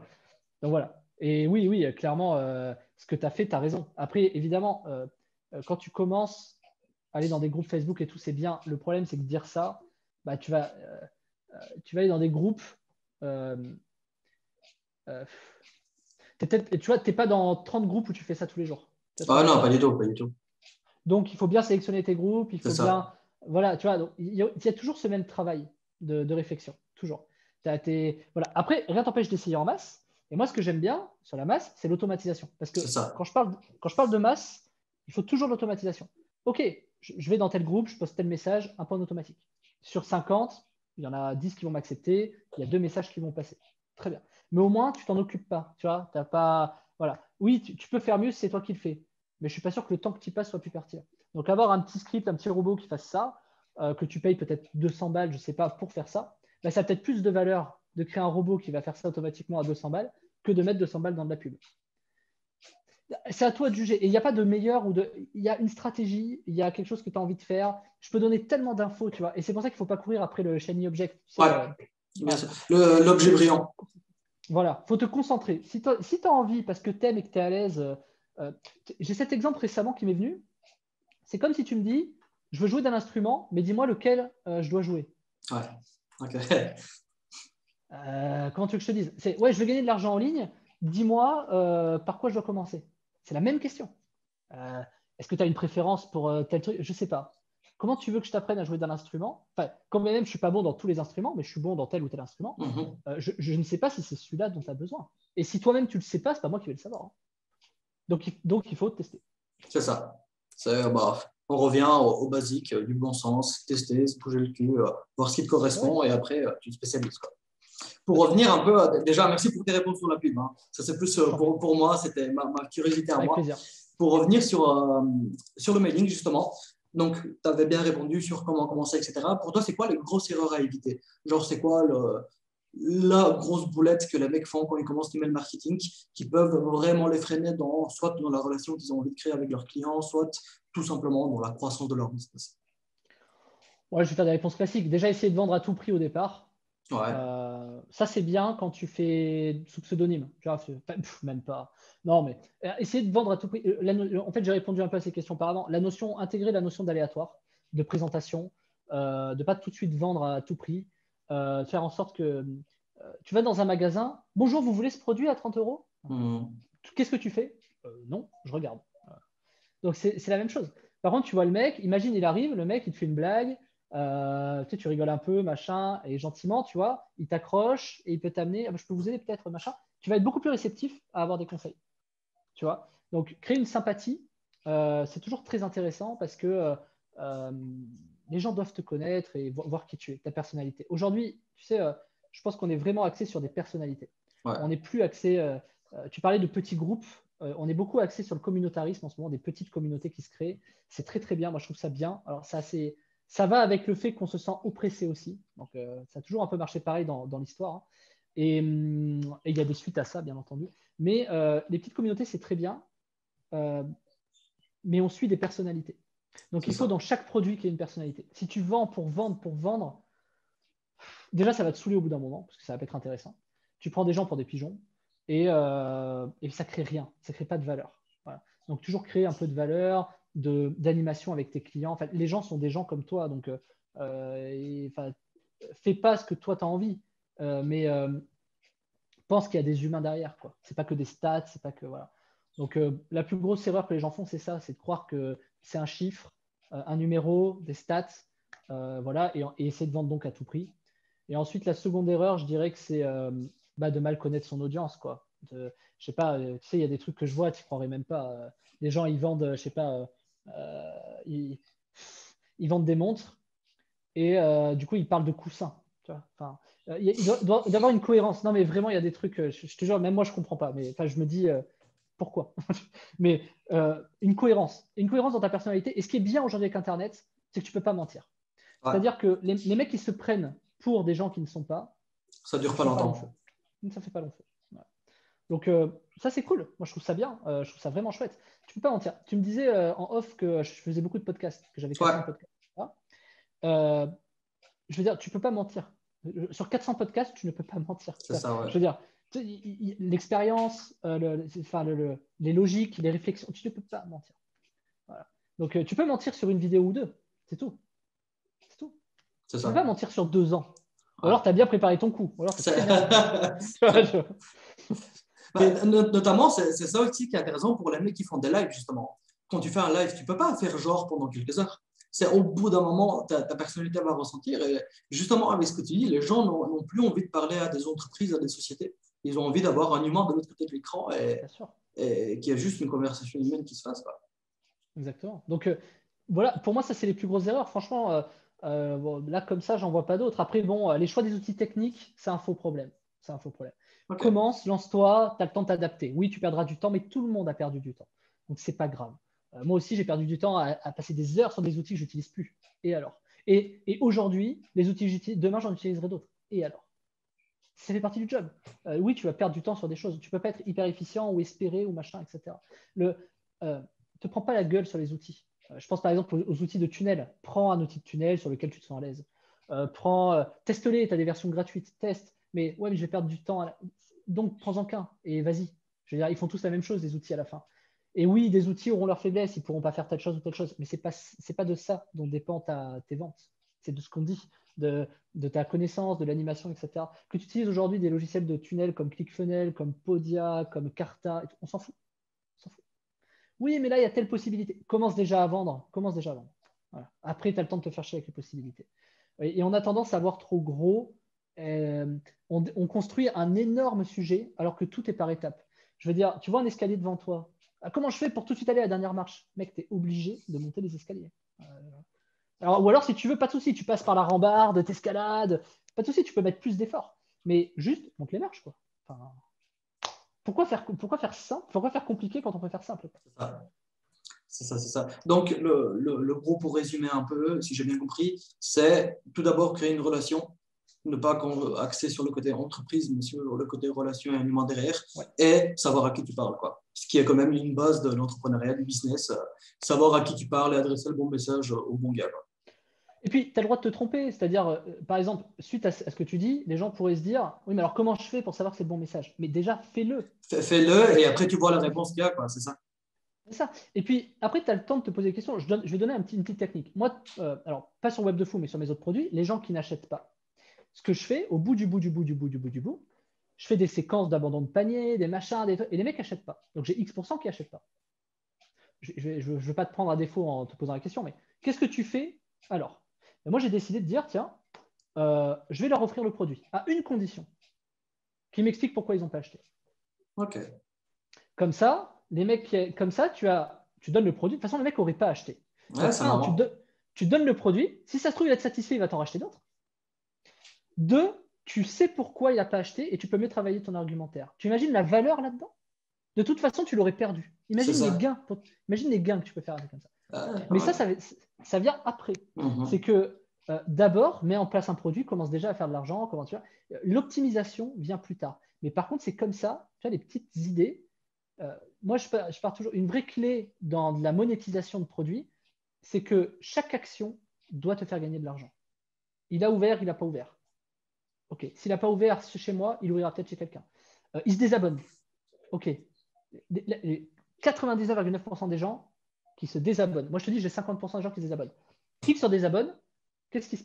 OK, merci, au revoir. Non, tu n'as peut-être pas trouvé chez moi ce que tu attendais, dis-moi ce que tu cherches, fais des inscrits, pas de souci. Le mec te donne ce qu'il cherche, il valide, et en fonction de ses réponses, tu peux le rediriger vers quelqu'un d'autre et gagner de l'argent. Tu peux monétiser tes désabonnés comme C'est ça. tes abonnés, ouais. Juste un exemple. Chaque action, si tu les monétises, tu peux faire de l'argent. Et ce que je te disais donc tout à l'heure, en front, donc quand tu fais une pub, un produit, c'est pas rentable. Mais quand je te dis tout ça au fur et à mesure, chaque action, à un moment donné, c'est hyper rentable. C'est ça. Moi, j'avais suivi une telle publicité où tu avais un gros rageux et justement, tu lui avais proposé d'avoir ta formation sur où tu dévoiles tes revenus. Et ça, je sais pas si tu as eu une suite à ça, mais sur le coup, j'avais un peu suivi les commentaires, j'avais trop kiffé. Je me suis dit, ça, le jour où il y a un mec qui a envie de me démonter, je lui propose ce que je fais. Juste pour le kiff, pour voir le retour du truc une fois que le mec y est et qui se dit, OK, il y a quand même une valeur qui se crée derrière, même s'il y croit, même s'il n'y croit pas, le mec, il est obligé de remarquer qu'il y a des choses qui se créent, quoi. Alors, cette formation, je l'ai faite un jour. Je savais que mes clients ne l'achèteraient pas. Ils s'en foutent. Ouais, Tu as une audience qui te ressemble. Donc, mes clients, je les connais un peu puisque fatalement, même mes prospects, ils me ressemblent un peu. c'est ça. Donc, du coup, j'ai fait cette formation pour deux raisons. La première, c'était pour les haters. Je te dévoile mon argent en toute transparence, mes millions, mes machins. Il n'y a rien dedans. Il n'y a rien. Je te montre mes chiffres, je te montre où est-ce que je fais de l'argent, je te montre des tableaux, des machins, je te montre mes stats, mes virements. Ça sert à rien. Enfin, personne ne doit prendre ça. Mais je Ouais. l'ai faite parce que je me suis dit, c'est très intéressant à deux niveaux. Le premier, c'est que les haters, ben, je peux leur proposer, vas-y, achète. Si tu dis, tu veux me démonter, ben, va acheter ça. Mhm. Et tu pourras me démonter. Et voilà. Ça, franchement, c'est pas révolutionnaire, mais j'ai eu quelques achats quand même. Et la deuxième raison, c'est que mes clients qui sont insatisfaits, parce que je sais pas, ils ont estimé qu'ils se sont trompés, etc., ou que c'est pas vrai, parce qu'ils estiment qu'à un moment donné, je sais pas, peut-être que, je sais pas, il y a tellement de possibilités que peut-être qu'ils pensent que ce que je dis c'est faux, ou que machin, ou que truc, eh ben, j'ai rattrapé des clients fidèles, comme ça, des gens qui n'étaient pas contents d'une formation. J'aurais offert cette formation où je dévoile mon argent. Et tout de suite, ils m'ont pris au sérieux et bizarrement, ils m'en ont repris d'autres. Et c'est devenu des OK. clients fidèles, certains. Donc, tu vois, paradoxalement, quelqu'un qui au départ veut te défoncer devient un client fidèle. C'est ça. Et est-ce que sur le coup, tu as eu des gros rageux qui ont pris la formation où tu dévoiles tes chiffres et qui après sont devenus des clients en mode, OK, le type, au final, je me suis juste bourré sur le gars, quoi. Ouais, c'est ce que je viens de te Ah, dire. OK, C'est c'est du coup, exactement ça. OK. ouais, c'est ça. Mais de base, ma question, c'est si les mecs ne sont pas du tout clients. Même s'ils sont pas, il n'y a pas une formation auquel, genre, ils n'ont pas été contents de la formation et donc tu leur offres ça. Genre, dès le début, ils ont pris, voilà, je te dévoile ma Ouais, thune. Ouais, OK, ouais, ouais, j'imagine. les haters, ouais, il y en a, ouais, ben, les haters, tu vois. Euh, après, les haters, le problème, c'est qu'il y en a beaucoup qui font ça en catimini, tu sais, ils ne te confrontent pas. Moi, je laisse mon WhatsApp Mhm. sur, je ne sais pas sur combien de WhatsApp j'ai eu, enfin, des milliers. J'en ai eu vraiment un seul, qui m'a envoyé un WhatsApp pour me démonter la gueule. Il y en a eu un seul. Un seul. Et franchement, il pourrait y en avoir des masses. Les autres, c'est tous derrière. Pourtant, je laisse mon WhatsApp. Hein. Viens me le dire, viens, on en Mhm. parle. Explique-moi pourquoi, etc. Ouais, ça j'aime bien, ouais. Ouais, bah, viens. Il n'y a aucun problème. Au contraire, pareil. Explique-moi. Bah, parce que. Et je te le dis quand même, 90% des gens qui sont rageux, euh, c'est parce que ils jugent vite ou ils ont des a priori. Donc de toute façon, ils ne sont pas conditionnés pour y arriver. Donc si Mhm. tu veux, c'est pas gênant. Le vrai problème, mais moi, parce que moi je ne travaille pas, c'est parce que les gens qui. Il y a c'est plus facile de laisser un mauvais commentaire que de valoriser un bon. C'est ça. Voilà. Et moi, je ne valorise pas mes clients à dire vas-y, dépose-moi un commentaire. Perso, je m'en fous. Donc c'est sûr que des fois, tu vas te retrouver sur une page où tu as l'impression que tu vois, le mec, c'est une arnaque et tout. Je m'en fous. Enfin, tu vois, c'est pas quelque chose que je travaille à tort parce que c'est une marque, tu vois, Web de Fou, c'est voilà, mais parce que c'est pas le but. Tu vois, moi, je fais ça en side project. La plupart des gens qui font ça, c'est leur business principal. Moi, ça, je le fais déjà sur plusieurs business et tout, et j'ai pas envie de me faire chier. J'ai envie que ça reste un terrain cool où il y a des gens cool et où machin. Donc, tu vois, c'est pas grave. Et la plupart des gens qui viennent dire ça, c'est des gens qui ont besoin de voir des sheets, qui ont besoin de voir des témoignages. Ouais. Et ça, c'est l'erreur principale. C'est que du coup, c'est ce qui fait que les mecs vont se gourer. C'est-à-dire, si je te montre des gros chiffres, déjà, c'est trucable, de fait. Si je te montre des Grave. témoignages, c'est trucable. Et c'est ça que tu attends. Il y a un problème. Et donc, c'est parce qu'il va y avoir ça que tu vas me dire que je suis un menteur. Mais parce qu'il y a pas ça, tu me dis que je suis un menteur. Donc, pareil, même paradoxe que tout à l'heure. Il faut d'abord que tu sois conscient de toi-même ce que tu veux, quoi. Et ces gens-là peuvent pas réussir. Peuvent pas réussir. C'est impossible. Donc, c'est pas grave. Qui Ouais, continuent c'est à. ça. Voilà. En tout cas, bon système mis en place au niveau WhatsApp, etc. Ça j'avais bien kiffé justement. Je crois même la première fois que je t'ai envoyé un message, je peux vérifier, je t'avais dit un truc du style Salut, j'ai vu que tu invitais les gens à venir te parler ou t'insulter, donc me voilà. Et tu avais justement dit bah, écoute, mec, c'est rare les mecs qui t'insultent, donc je pense que ça pourrait être Ouais. sympa. Je suis là-bas, mais du coup, bien sûr. Ah non, mais c'est bien. Et là-dessus, pour continuer sur le mailing, sans dévoiler tes programmes, etc., parce que je sais que tu as tes programmes sur le mailing, c'est quoi un peu tes grosses astuces pour optimiser tout ce qui est taux de clic, taux d'ouverture, de conversion, les grosses datas, entre guillemets, à optimiser dans le mailing? Alors, l'avantage de l'email, c'est que les datas, tu n'en as que 3 ou 4, je ne sais plus. Tu as les gens qui ont reçu l'email, enfin, délivré, c'est un bien grand mot. On va dire que tu as les gens qui ouvrent, tu as les gens qui cliquent, et après, tu as les gens qui font une action sur ta page ou sur la page d'affiliation. La première variable, c'est entre délivré et ouvreur, mais c'est un peu technique, donc je ne vais pas m'y attarder. On va rester sur les 3. Okay. Travailler le taux d'ouverture, ça va dépendre de pourquoi les gens se sont inscrits. Voilà. Donc, dès qu'ils sont inscrits, c'est très important d'envoyer un email rapidement parce que c'est tout de suite qu'ils sont inscrits. Si tu attends un jour, déjà, ton taux d'ouverture, il descend. Donc, il faut tout de suite les attraper. Le clic, c'est surtout le copywriting, la rédaction que tu vas mettre dans l'email. Et est-ce que forcément ça correspond, encore une fois, à ce pourquoi ils sont inscrits? Ce qui est logique, puisque s'ils ouvrent ce pourquoi ils sont inscrits, il faut qu'ils cliquent et que tu aies utilisé un mail de ce pourquoi ils sont inscrits. Pareil, logique. Pour moi, il vaut mieux des gens qui cliquent moins, mais qui soient qualifiés, que des gens qui cliquent beaucoup plus, mais qui n'achètent pas. Encore une fois, ça paraît logique.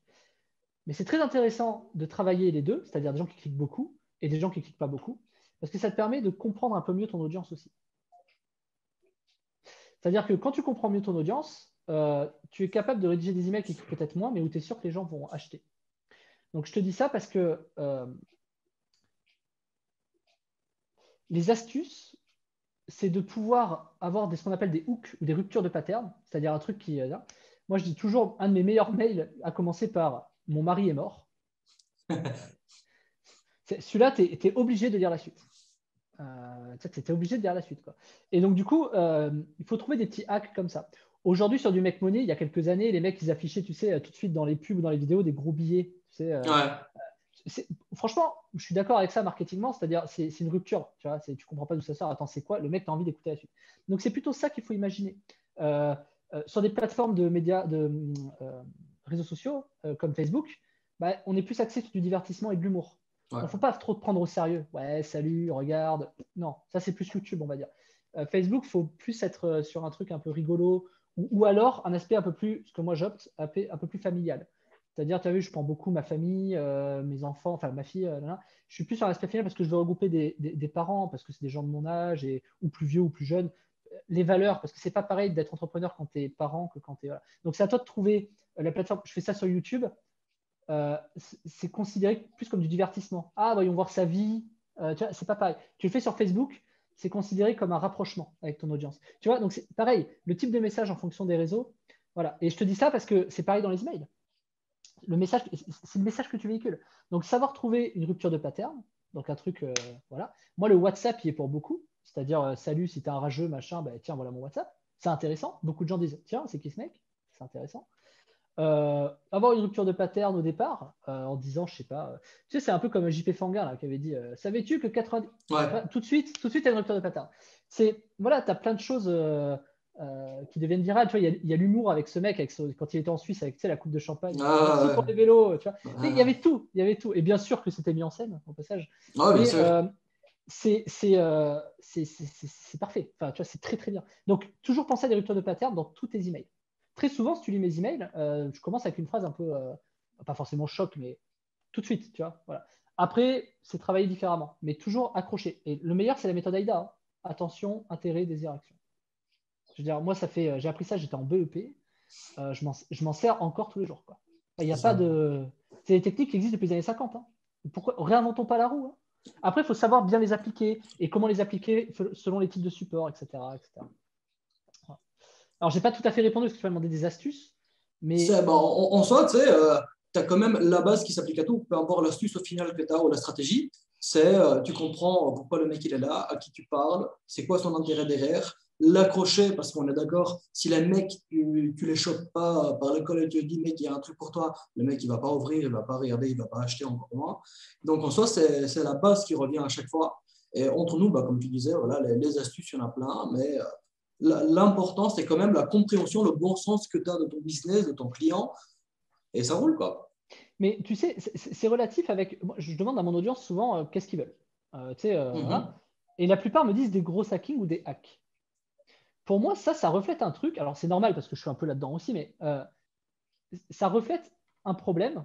C'est que du coup, on pense que des hacks ou des gros hackings vont permettre de créer une valeur ajoutée. Déjà, des hacks ou des gros hackings, ça dure un temps. Si ça dure un temps, c'est un peu comme le shiny object, tu vois, comme l'objet brillant. C'est un peu la même chose.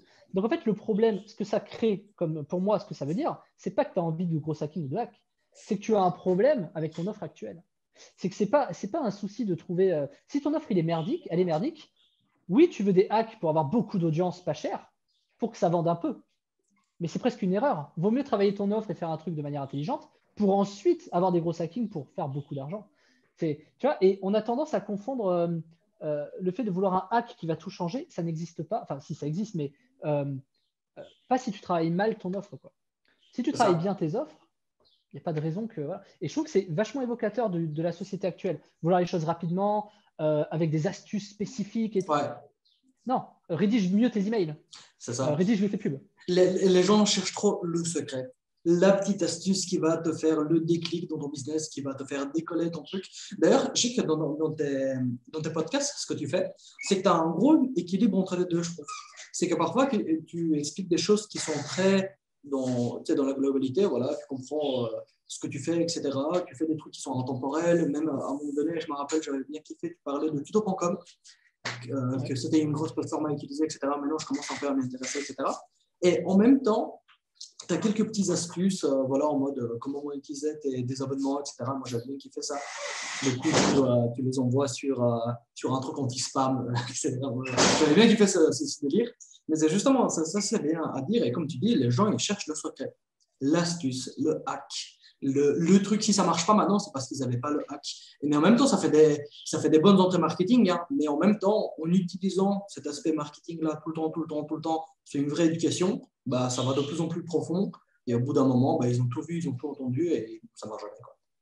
Mais tu vois, c'est très intéressant la phrase que tu as dit. Par exemple, pour les désabonnements, tu proposes un truc anti-spam. La plupart des gens attendent ce OK anti-spam. C'est-à-dire, ils disent le secret, c'est donc de mettre un truc anti-spam. Non. Ce qui est toujours intéressant, c'est la réflexion pour savoir quoi proposer.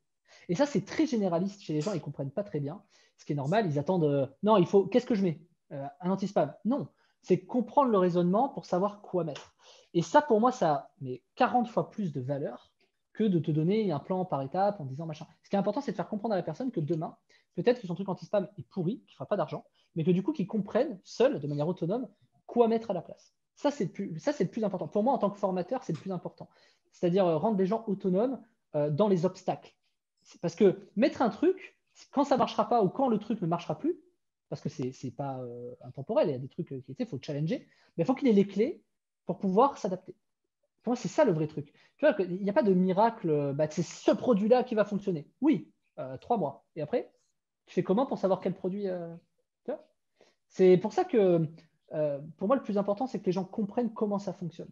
Et c'est pour ça que quand tu as tuto.com, etc., notamment, OK, oui, OK, mais qu'est-ce que je fais quelle vidéo je fais pour quel truc?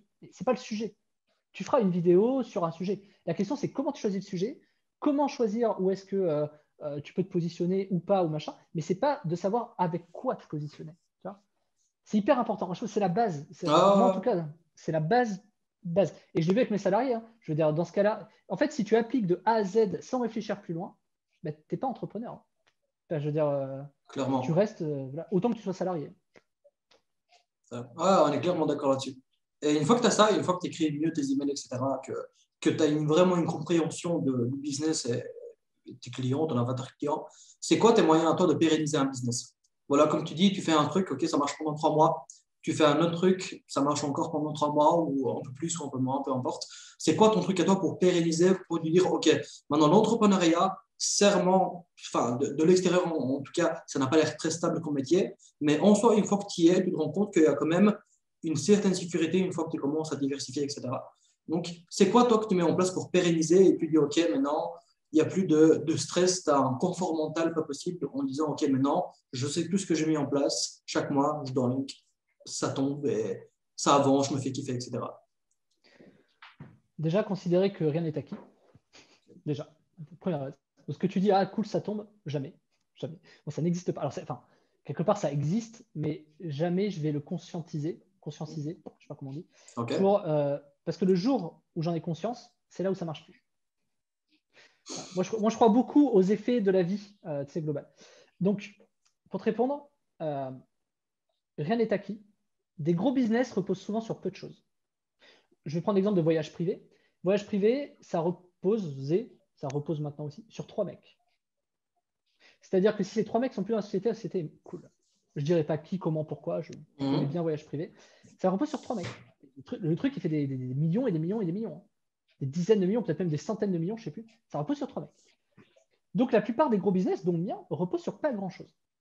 Donc tu peux jamais te sentir en sécurité. C'est un peu comme en amour. Si tu te sens en sécurité avec ta femme ou ton mari, peu importe, que tu as l'impression que c'est acquis, c'est là où c'est mort. En fait. Ouais. Donc toujours un peu avoir peur que demain tout peut s'arrêter. Enfin peur. Ouais, enfin se dire ok, ça tient à pas grand-chose. Ce qui me permet du coup de te dire que donc ça tient à pas grand-chose parce que tu es allé loin dans un sujet. Donc pérenniser, c'est aussi développer un sujet et pas sauter d'un sujet à l'autre. Le problème de ça, c'est que tu te dis à un moment donné, ouais, mais comment je fais pour diversifier alors? Parce que du coup, si tu vas dans un sujet et que ça ne dépend pas de grand-chose, ben à un moment donné, tu flippes et tu diversifies. Donc, il y a des temps pour tout. Il y a des temps pour approfondir les choses. Il y a des temps pour se diversifier. Et ça, c'est très intéressant quand tu t'étudies toi-même. Et tout le monde est un peu pareil là-dessus. T'apprends, tu connais cette courbe de, je ne sais plus comment ça s'appelle, de l'apprentissage où au début, tu as l'impression de tout comprendre, etc. Ouais. Et ensuite, tu te rends compte qu'en fait, non. Et tu redescends, tu te rends compte que tu n'as rien appris, l'humilité. Et après, tu remontes progressivement comme ça en comprenant en fait des choses que tu pensais avoir compris, mais ce n'est pas comme ça. Ça prend du temps et ça pérennise un business. C'est-à-dire que croire au début que tu as tout compris parce que tu as suivi une formation, parce que machin, c'est faux. Donc avoir cette humilité et toujours te remettre en question. Ne pas avoir d'a priori, c'est la base, c'est la base. Et essayer les choses. Pour moi, la pérennité, ma vraie conscience de ça, c'est essayer sans cesse dans un truc que tu connais très bien et essayer sans cesse dans un truc que tu ne connais pas avec sans a priori, avec humilité. C'est pas parce que tu as réussi à un endroit que tu réussiras à un autre. Quand tu pars avec ça et que tu te fais confiance toi-même en disant ok, je sais analyser, je sais à peu près comment ça marche. Tu vois que tu fasses de la pub sur Facebook ou sur YouTube, bon, mis à part la maîtrise du support, ça marche toujours un peu pareil. Mais ça ne veut pas dire que tu connais tout. Ça ne veut pas dire que tu maîtrises. Attention, tu peux maîtriser Facebook et rien piper à Google. Par contre, au niveau des formats publicitaires, tu seras très à l'aise. Et avoir cette humilité permet déjà de rencontrer des gens, permet d'avoir des idées, permet de te former. Et la dernière clé la plus importante pour moi, c'est l'apprentissage. C'est toujours être en quête de te former. Moi, tous les mois, toutes les semaines, je regarde, j'apprends. Moi, je me forme par moi-même, c'est-à-dire je vais essayer des choses. Euh, et finalement, je pérennise parce que je mets mon cerveau dessus. C'est-à-dire, il y a des endroits dans lesquels tu es plus. Je reparlais de l'instrument de musique. Si j'aime l'harmonica, bah, je n'ai pas de raison d'aller essayer le saxophone. Quoi. Je vais aller. Ok, cool, l'harmonica. Sauf que je sais déjà en allant sur l'harmonica que dans X temps, bah, ça va me saouler ou je vais vouloir passer à autre chose. Donc, cette puissance et cette volonté que j'ai à apprendre l'harmonica, moi, je suis quelqu'un de passionnel, je vais y aller à fond. Et si j'ai 10 instruments de musique, bah, je vais forcément aller à fond dans un. Tu vois, je suis obligé de faire un choix, etc. Mais j'arriverai à jouer de l'harmonica. Je ne serai peut-être pas le meilleur, je serai peut-être pas machin, mais j'arriverai à jouer de l'harmonica parce que je vais y aller à fond dedans. Donc, toujours pareil, te focus sur un truc, le développer, ça marche. Normalement, quand tu mets ton jeu de cerveau et que tu persévères, ça fonctionne. Parce que tu vois, cette courbe que je t'ai mise tout à l'heure, elle est longue, mais si tu t'arrêtes quand tu es en bas, bah, tu ne vas pas apprendre en fait. Donc, voilà. Et si tu arrives à faire ça dans tous les secteurs, tous les instruments de musique, ça marche. Moi, demain, si je veux apprendre, je sais pas, bah, le saxophone, je ne sais pas jouer de saxophone. Si je veux apprendre le saxophone, euh, je vais donner un autre exemple. Pardon. Bon, je suis une bure dans bricolage. On me demande, tu vas voir, on me demande, t'es bon en bricolage? Je réponds, je ne sais pas, je n'ai pas vraiment essayé. C'est-à-dire que je sais qu'aujourd'hui, je ne sais pas, mais si je m'y intéresse et que je me trouve une passion, je ne suis pas inquiet, j'y arriverai. C'est ça. On a tous une valeur à apprendre de quelqu'un. Tu es bon quelque part, les personnes qui nous écoutent sont bons quelque part individuellement. Ils n'ont peut-être pas pris conscience de où et comment, Mais s'ils persévèrent là-dedans, il n'y a pas de raison qu'ils n'y arrivent pas, en fait. Vraiment. Alors, il y aura toujours une infime partie, enfin une minorité qui n'en arrivera jamais.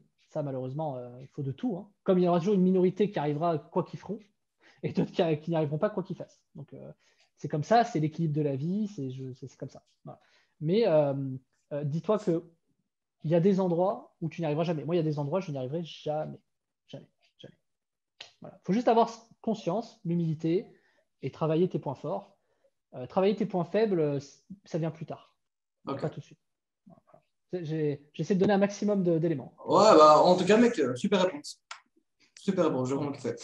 Pour clore un peu le sujet, parce qu'on a quand même pas mal parlé, on Ouais. a fait pas mal de parenthèses, etc. Mais je sais que ça te correspond, tu as bien parlé, j'ai bien parlé aussi. Donc, Ouais. j'aime bien que ça roule, quoi.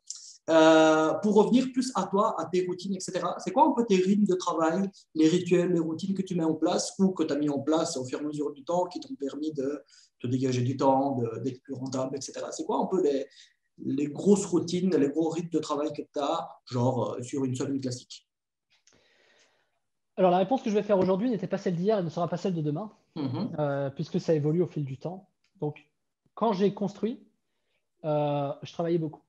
Je faisais des nuits blanches, voilà, enfin, le temps, l'apprentissage, voilà, c'est voilà, incompressible. Tous les entrepreneurs qui ont réussi ont fait énormément, ont beaucoup travaillé, énormément travaillé. C'était pas, voilà.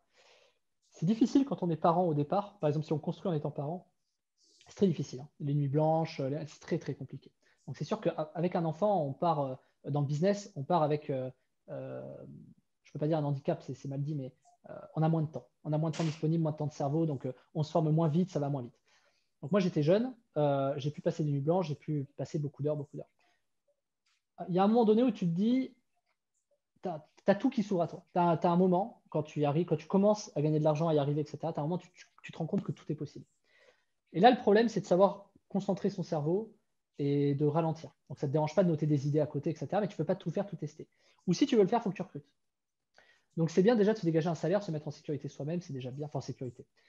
Avoir un salaire et commencer un peu à recruter. Et je trouve que la vie est bien faite là-dessus. D'ailleurs, tout à l'heure, je disais, à partir de 10 000 euros, 15 000, moi j'ai commencé à recruter entre 12 et 15 000 euros de chiffre. Je me payais à peu près 3 000, 3 500 balles par mois quand j'ai commencé. Et, et je pense que c'était le bon moment. C'est-à-dire, c'est là où il faut recruter. Peut-être 3 000 euros, ça va. Enfin, je veux dire, en France, en tout cas, ça va. Tu vois, enfin, je veux dire, t'es pas, enfin, ça va aller, quoi. Euh, Évidemment, quand tu as deux enfants, machin, tu as peut-être besoin de plus. Mais tu n'as jamais besoin de 10 000 balles. Donc, dès que tu arrives à faire, je sais pas, 8 ou 9, 7 ou 8 000 balles de marge et que tu te payes 2 3 000, bah, tu peux commencer à te dire, OK, je recrute. Donc, ça, c'est important. Donc, ça m'a permis de déléguer, de pouvoir mettre mon cerveau sur d'autres sujets. Oui, du coup, on baisse un peu de chiffres. Mais c'est justement parce que toi, tu es entrepreneur et que tu vas mettre ton cerveau sur d'autres chiffres qu'après, ça va faire plus. Le fameux un pas en arrière, deux pas en avant. Et ça, c'est très, très dur, hein, quand on commence, hein, parce qu'on se dit, mais attends, on a l'impression de faire moins bien qu'on recrute, arrête, j'arrête. Persévérer. À partir de là, tu commences à pérenniser. C'est-à-dire, ce système, il marche une fois, tu te dis, ouais, c'est peut-être un coup de bol. Donc, tu retrouves les mêmes chiffres, tu fais une deuxième fois, une troisième fois. Sauf que tu te rends compte, malgré toi, que d'un coup, en fait tu te retrouves avec des salariés et tu te dis, ah non, mais en fait, ça marche. Sauf que là, tu as un autre problème, c'est que tu as avec des salariés, tu as beaucoup de problèmes qui arrivent. C'est-à-dire, ils ont plein de problèmes, ils ne savent pas comment le gérer, il faut que ils soient autonomes, etc. Et tu te retrouves à gérer toute la merde, en fait, que tes salariés ne comprennent pas. Donc finalement, il y a un moment donné, toujours pareil, ce point de croisement, où tu penses avoir plus de temps, mais en fait, ce temps est compensé par les erreurs de ceux que tu as recrutés. Et là, tu te retrouves à passer des journées. Voilà. Et finalement, tu travailles autant, tu gères beaucoup plus de gens, mais tu t'es toujours pas augmenté, en fait. Donc, putain, tu fais comment? Tu fais comment? Et là, c'est là où il faut vraiment prendre un peu sur soi. C'est comme la traversée du désert, en fait. C'est là où il faut prendre sur soi et te dire, OK, il y a forcément un truc que je fais qui ne va pas. Avoir l'humilité de savoir c'est quoi le problème. Tu recrutes, mais tu ne t'augmentes pas. Ça ne fait pas forcément x2 quand tu recrutes, etc. Comment tu fonctionnes? Et là, tu te mets vite à te rendre compte qu'en fait, si tu passes ta journée à gérer les problèmes des autres, tu n'as pas le temps de t'occuper à développer ton business. Donc, soit il faut que tu recrutes d'autres personnes, il faut que tu remplaces les gens parce que ça ne convient pas, soit ton management n'est pas bon. Et là, j'ai découvert cette technique de Warren Buffett. Enfin, maintenant, je sais que c'est Warren Buffett, mais ce n'est pas Warren Buffett qui me l'a appris, c'est que ça m'est paru évident. C'est que quand les gens ont des problèmes en management, 80% des problèmes se résolvent de cette façon-là. Propose-moi 3 solutions quand tu viens me voir avec un problème. Et en général, les gens, quand ils réfléchissent à 3 solutions, ils se disent, ah ouais, c'est bon. De sorte à ce que tu n'aies plus qu'à valider. Ok. Et déjà, tu gagnes un temps fou. 1, tu gagnes du temps de cerveau. 2, tu gagnes du temps de discussion. Parce que moi, je manage par Skype et tout. Tu gagnes du temps de discussion, et en fait, tu te retrouves d'un coup, à avoir 70% de ton temps libre parce que les gens réfléchissent d'eux-mêmes. Tu demandes juste la validation parce qu'il faut quand même que tu prennes la décision. Mais tu n'as plus à passer des heures à réfléchir aux solutions. C'est eux qui t'apportent ça. Et d'eux-mêmes, ils trouvent eux-mêmes la solution dans 80% des problèmes. Donc finalement, génial. Tu peux remettre ton temps ailleurs. Et ça, c'est un truc qui est capital. Ça marche aussi avec les freelances, mais les freelances, c'est pas tout à fait pareil. Et du coup, tu peux redévelopper, pérenniser ton business comme ça, en fait. Et peu importe le sujet, parce que tu as vu, je n'ai pas donné de sujet spécifique. Ouais. Donc, peu importe le sujet, ça marche toujours comme ça. Et donc, à quoi ça ressemble? À l'époque, ça ressemblait à ça. Maintenant, aujourd'hui, tu as une porte qui s'ouvre. Maintenant, mes semaines ressemblent à ça. Je travaille beaucoup pour ma boîte ici à Dubaï, où je rencontre beaucoup d'influenceurs et tout, parce que j'ai des projets à moi perso spécifiques. Très peu en management, voire quasiment plus du tout, parce que à force du temps, j'ai pu avoir des gens formés, beaucoup de bras droits, etc., qui savent, voilà. Même si, encore une fois, on pourrait faire beaucoup plus si je drivais mieux, si on machin, mais ça prendrait trop de temps. Voilà. Je passe un peu de temps à faire mes podcasts, etc. Beaucoup moins depuis 1 mois et demi. Et ça me permet, je passe beaucoup plus de temps à rencontrer des gens, faire des restos, etc. Et surtout, moi, ce que je voulais, c'est au bout de tant de temps, je voulais passer du temps avec ma famille. Donc aujourd'hui, je suis à mi-temps. Tu vois, aujourd'hui, on fait cette interview. Je vais travailler 1 heure ou 2 derrière et après, je passe l'après-midi avec ma fille et ma femme. Donc aujourd'hui, je travaille franchement à mi-temps, mais le mi-temps, il est essentiellement sur ma boîte à Dubaï, c'est-à-dire pour mes projets futurs. Je travaille toujours un peu dans le futur, en fait, dans mes choses qui arrivent. Je travaille rarement dans un présent. Tu vois, je vais pas retravailler. Je pourrais retravailler mes pubs sur Web de Fou. Je pourrais retravailler, développer des trucs. Je l'ai trop fait. Donc aujourd'hui, et c'est pas quelque chose qui m'attire aujourd'hui parce que si je travaille mon offre et machin, je mets 200 000 balles. Demain, j'ai 50 000 abonnés, j'ai machin. Ça m'intéresse pas parce que ça va devenir un business. Et le fait que ça devienne un business, je vais devoir m'en occuper et refaire le même process que je connais déjà recruté, ça ne m'intéresse pas. Parce que demain, je ne répondrai plus à mes WhatsApp. Parce que demain, je ne garderai plus la main sur mes publicités. Et ce n'est pas quelque chose qui m'intéresse. Je préfère justement, je m'éclate à pouvoir répondre au WhatsApp et à rencontrer des gens. J'ai rencontré des associés, des nouveaux associés, parce que j'ai répondu à mon WhatsApp aujourd'hui. Okay. Et du coup, c'est hyper important. Tu vois. Et quand on voit trop de trucs en machine, quand c'est humain au départ, une personnalité, moi je trouve que c'est une erreur. Mais le problème, c'est que si c'est un business principal, je pense qu'il faut le faire. Vu que moi, ce n'est pas un business principal, je pense que je peux me permettre de le faire. Mais du coup, je passe du temps un peu à répondre au WhatsApp, etc. D'ailleurs, il y a certains qui passent à la trappe. Je me le fais assez reprocher. Tu sais, allumes ton truc, c'est lu. Tu sais, tu resynchronises sur ton ordi, il lit le dernier message. Enfin, tu as des fois, c'est des erreurs à la con, mais voilà. Et puis, je ne peux pas répondre tout le temps.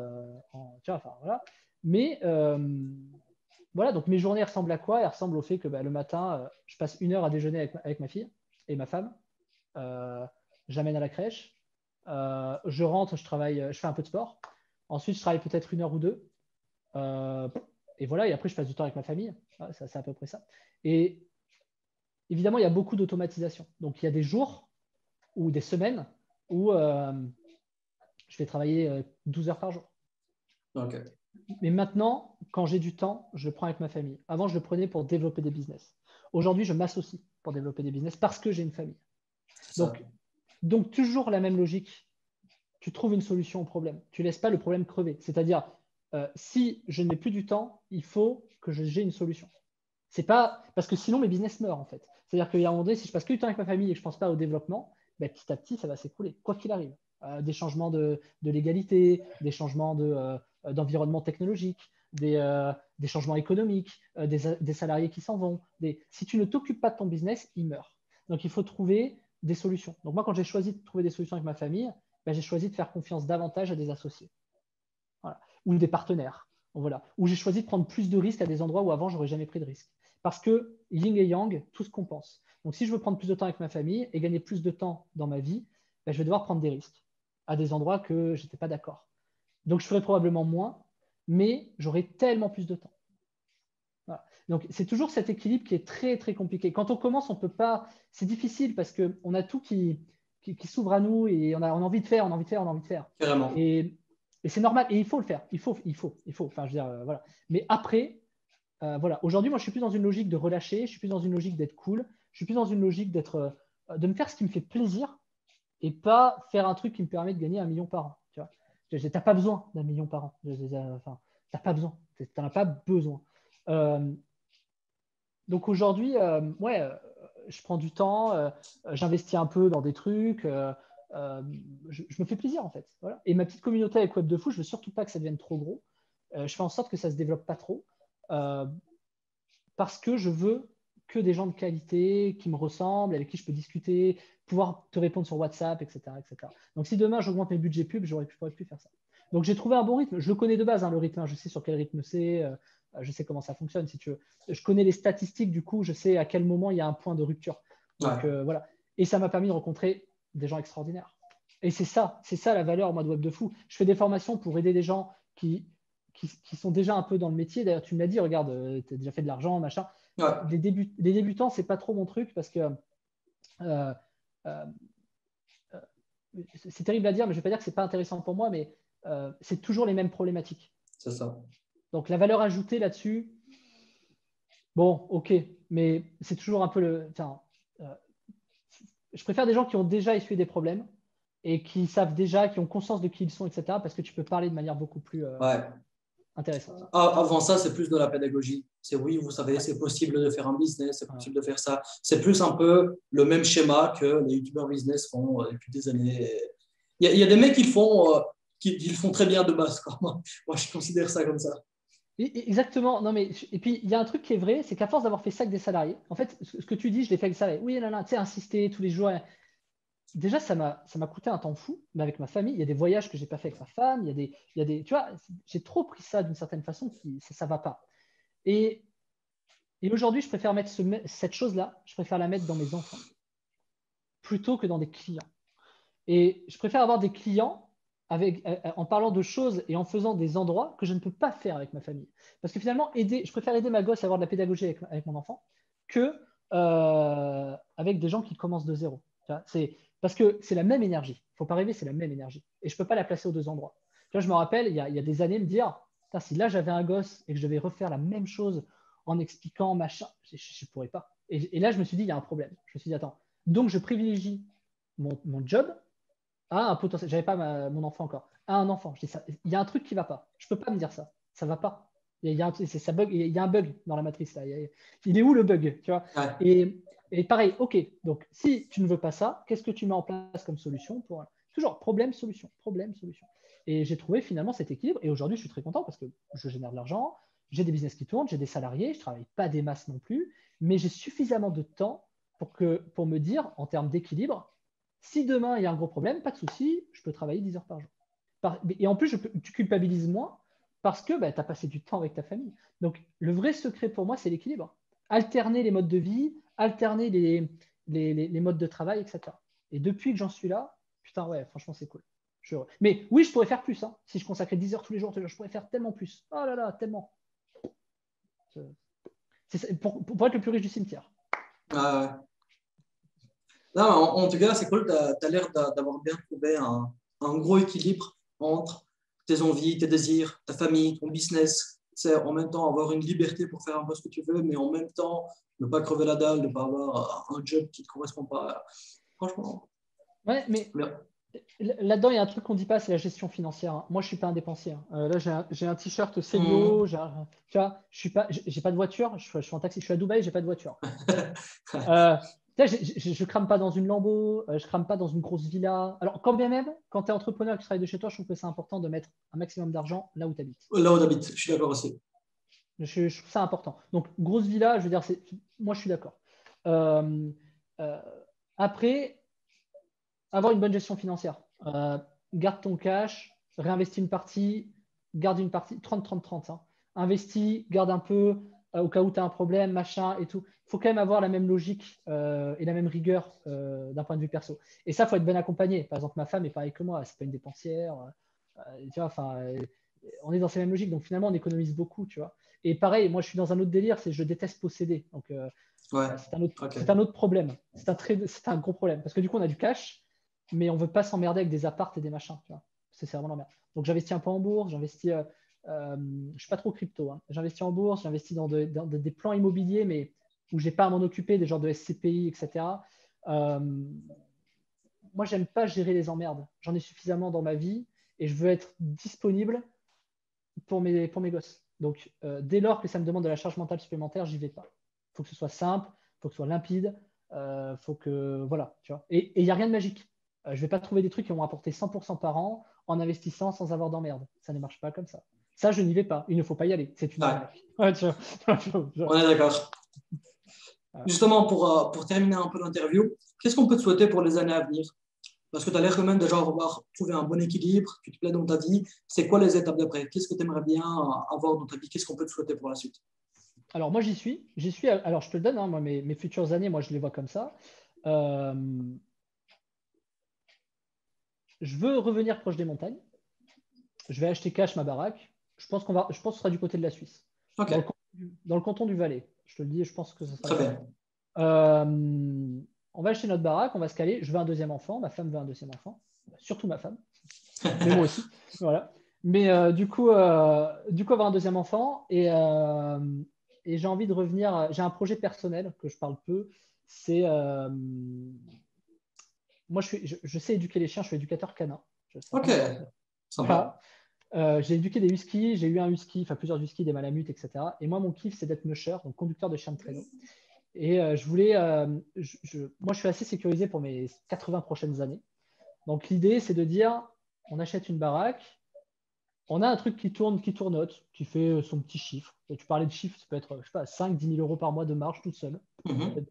Un peu de pub sur des produits, tu vois, un truc pas ostentatoire, qui permet juste d'avoir un revenu mensuel. Et tout le cash qu'on a à côté, on le réinvestit, on a acheté notre baraque, on n'a plus à payer la baraque, on n'a plus à machin, on n'a plus de trucs. Et pouvoir faire un peu cette activité parce que j'ai envie aussi que mes enfants soient avec des animaux. Moi, je suis un passionné de la montagne, donc transmettre aussi cette passion. Je suis plus aujourd'hui dans la transmission posée. Et je ne pense pas qu'on puisse le faire en étant à balle dans des business. Donc, mon projet, c'est de relâcher, avoir des petits trucs qui tournent en SEO, en machin. Tout peut être poussé fois 100, mais non. Avoir des petits business comme ça qui font 2-3 000 chacun, qui font peut-être 10 ou 12 000, ou pas, ou 5, je m'en fous. Et pouvoir m'amuser, pouvoir aider les gens avec Web de Fou, tu vois, dire animer un peu, voir un peu que les gens puissent s'inspirer, ce qu'on a dit ensemble en off, Ouais. que les gens puissent s'inspirer, etc. Et tout en pouvant, moi, profiter de mon métier avec mon futur métier, avec mes chiens, avec mes gamins en montagne. Moi, je suis un passionné de ski, donc faire du ski tous les jours s'il faut. Euh, voilà. Et voilà, en espérant ne pas se péter une jambe, mais c'est pas grave si je me pète une jambe, c'est pas important. Voilà, et surtout pas euh, me remettre dans le taf comme j'ai fait. Voilà. Voilà. Parce que l'argent, enfin, dans ma fonction, l'argent, dans mon raisonnement, l'argent, euh, j'en ai eu, j'en aurai, je sais créer de la valeur, mais ça sert à rien. Ça sert à t'acheter du temps. Ça sert à acheter du Mhm. temps. Donc, si tu fais de l'argent et que tu continues à vouloir en faire plus, ben, il y a un moment donné, tu te poses des questions de sens. Et ces questions de sens, je les ai traversées. Ça a duré 2-3 ans quand même. Euh, Pourquoi tu fais de l'argent? À quoi ça sert? Si c'est pas pour profiter avec tes enfants, si c'est pas pour te sentir bien dans ta vie, tu vois, autant moi je suis un peu écureuil, mais si c'est pour économiser et aller dans un petit appart, ça n'a pas de sens. Tu vois, ça sert à rien d'avoir de l'argent et habiter dans un lieu où tu te sens pas bien. Ça sert à rien Ouais. d'avoir de l'argent et de pas passer du temps avec ta famille. Ça sert à rien de, enfin, voilà. Donc il faut trouver cet équilibre-là. Et moi, mon futur, c'est kiffer, quoi. Voilà. Et je pense, enfin, c'est dur, c'est très dur. C'est des années de réflexion, c'est des choix, c'est tester des choses. C'est pareil, hein. Il n'y a rien de facile. Hein. C'est pas, oh, mais tiens, ça marche comme ça, j'y vais. Tu vois. Et ouais, c'est ça, c'est pouvoir me poser, etc. Et là, je suis en train de construire ça, hein, ce que je te dis. Donc, j'y vais, j'y arriverai. Tu suivras sur Telegram, tu verras au fur et à mesure. Mais c'est notre projet. Alors, je ne sais pas si ce sera en Suisse, ce sera en République tchèque, ce sera en France, en Italie, j'en sais rien pour l'instant. Probablement en Suisse, mais il n'y a rien d'acté. Et, euh, et voilà. Voilà. Enfin, je veux dire, après tu sais, euh, le plus important, c'est d'avoir des revenus récurrents. C'est pas d'avoir des gros revenus. C'est pas d'avoir des gros revenus récurrents. C'est d'avoir des revenus récurrents où tu travailles le moins possible et où tu peux avoir le maximum de temps. Maintenant, je suis un entrepreneur. Tu as vu, je t'ai dit, je ne veux pas que ça m'emmerde, mais je veux faire une activité avec conducteur chaîne traîneau, je vais devoir élever des chiens, construire un chenil. On est entrepreneur dans l'âme. Donc, Ouais, c'est ça, c'est plus du travail, c'est du plaisir. Travailler sur des stats, des référencements naturels, se battre avec des algorithmes, que ce soit du mail, du Facebook, c'est fatigant. C'est fatigant. Et maintenant, avec l'âge, je ne pensais pas dire ça un jour, mais je laisse ça un peu aux jeunes. Ceux qui ont le temps de faire des nuits blanches, ceux qui ont le temps, qui n'ont pas d'enfants, voilà, et s'associer avec ces gens-là. Parce que moi, j'ai été ce mec-là. Tu vois. Donc, j'étais ce mec qui. J'avais 20 balais, je voyais que tout était possible, je faisais des nuits blanches, des machins, ce que je te disais. J'étais ce mec-là. Aujourd'hui, je ne peux plus l'être et je ne voudrais plus l'être. Voilà, parce qu'avec l'âge, tu as des choses qui arrivent, tu as des maladies, enfin, je touche du bois, mais la vie est trop courte. Donc, c'est bien de le faire un temps. J'ai maximisé ça sur un temps pour faire beaucoup d'argent. Maintenant, profitons. Je pense qu'il y a un temps pour tout, il faut alterner. J'aime pas les extrêmes opposés, c'est-à-dire j'arrête de travailler. Non, j'adore travailler. J'arrête de gagner de l'argent. Bah, non, parce qu'il en faut quand même. Mais par contre, dans une mesure qui va être la plus harmonieuse possible. C'est ça le plus compliqué. Dès que tu vas dans un extrême, de toute façon, il y aura un problème. Dès que tu vas dans un extrême. Eh ben, mec, super projet. Super projet. J'espère, justement, hein, comme tu dis, je vais le suivre au fur et à mesure, donc avec grand plaisir. Et puis, de toute façon, ce que je vais faire, c'est qu'avec la plupart de mes invités, au bout d'un an, je réinvite les mecs pour voir où ils en sont, comment ça évolue, etc. Tu sais, un petit suivi, j'aime bien faire ça. Donc, en tout cas, mec, merci beaucoup, Cyril. Tu as été super complet, tu as bien pris le temps de répondre à toutes mes questions. Ça m'a fait plaisir. J'espère que ça t'a fait plaisir aussi. Merci à toi. Alors, et ouais, ça m'a fait très plaisir. Et je tiens à préciser quelque chose. Tes questions, je ne les ai pas vues avant, etc. Elles étaient vraiment excellentes. Moi, on m'a rarement posé des questions aussi pertinentes. Ah, bah tu régales, ça fait plaisir. Où est-ce que les gens peuvent te retrouver, toi? Tu as une chaîne YouTube, tu as des mails. Où est-ce que... Je vais tout mettre en description, de toute façon. Mais où est-ce qu'on peut te retrouver, toi? Sur Web de Fou, chaîne YouTube, Telegram. Surtout Telegram, je suis beaucoup plus actif parce que c'est plus intéressant, je trouve. Sur Telegram, je peux partager des trucs rapidement. Il y a beaucoup d'options aujourd'hui sur Telegram. Évidemment, l'email, hein, pour rester toujours en contact, bien évidemment. Voilà. Après, on me retrouve partout, sur les réseaux, sur Facebook, sur machin. Mais j'anime pas trop mon Instagram, Facebook, plutôt sur Telegram où je suis vraiment actif et par email. C'est ça. Pour les mecs qui veulent se lancer sur l'email, c'est quoi je vais mettre aussi en description, c'est quoi ton programme qui fait plus sens avec tout ce qu'on a parlé maintenant? Alors, ça dépend des personnalités. Donc, moi, j'invite jamais à dire achetez ce programme. Venez plutôt me voir sur WhatsApp. C'est pour voir ensemble. Parce que la réponse que je vais donner, elle ne peut pas convenir à tout le monde. Il y en a, ce sera ça, il y en a d'autres, ce sera ça, il y en a d'autres, ce sera ça. Ok. Voilà. Je t'avoue que je vais quand même essayer de gratter un peu de filles en description, tu vois, tranquillement. Donc, on va en parler et tu me diras ce qui est le plus pertinent à mettre en description pour les gens directs. Et puis, de toute façon, comme tu dis, tu invites les gens à venir te voir sur WhatsApp, c'est le plus pertinent, c'est le plus cool, c'est le plus direct, entre guillemets. Donc, les mecs, si vous écoutez ça, n'hésitez pas. Cyril est cool, il prend du temps, il est complet, il a un gros background, une grosse expérience d'entrepreneur. Donc, bombardez-le de questions. Comme il a du temps, bombardez-le de questions. Donc, voilà, mec, encore une fois, merci beaucoup. Ça m'a fait plaisir. Et merci puis, on se dit à la prochaine, tranquillement. À la prochaine. Merci beaucoup, c'était un plaisir, Sarah. Ciao, ciao.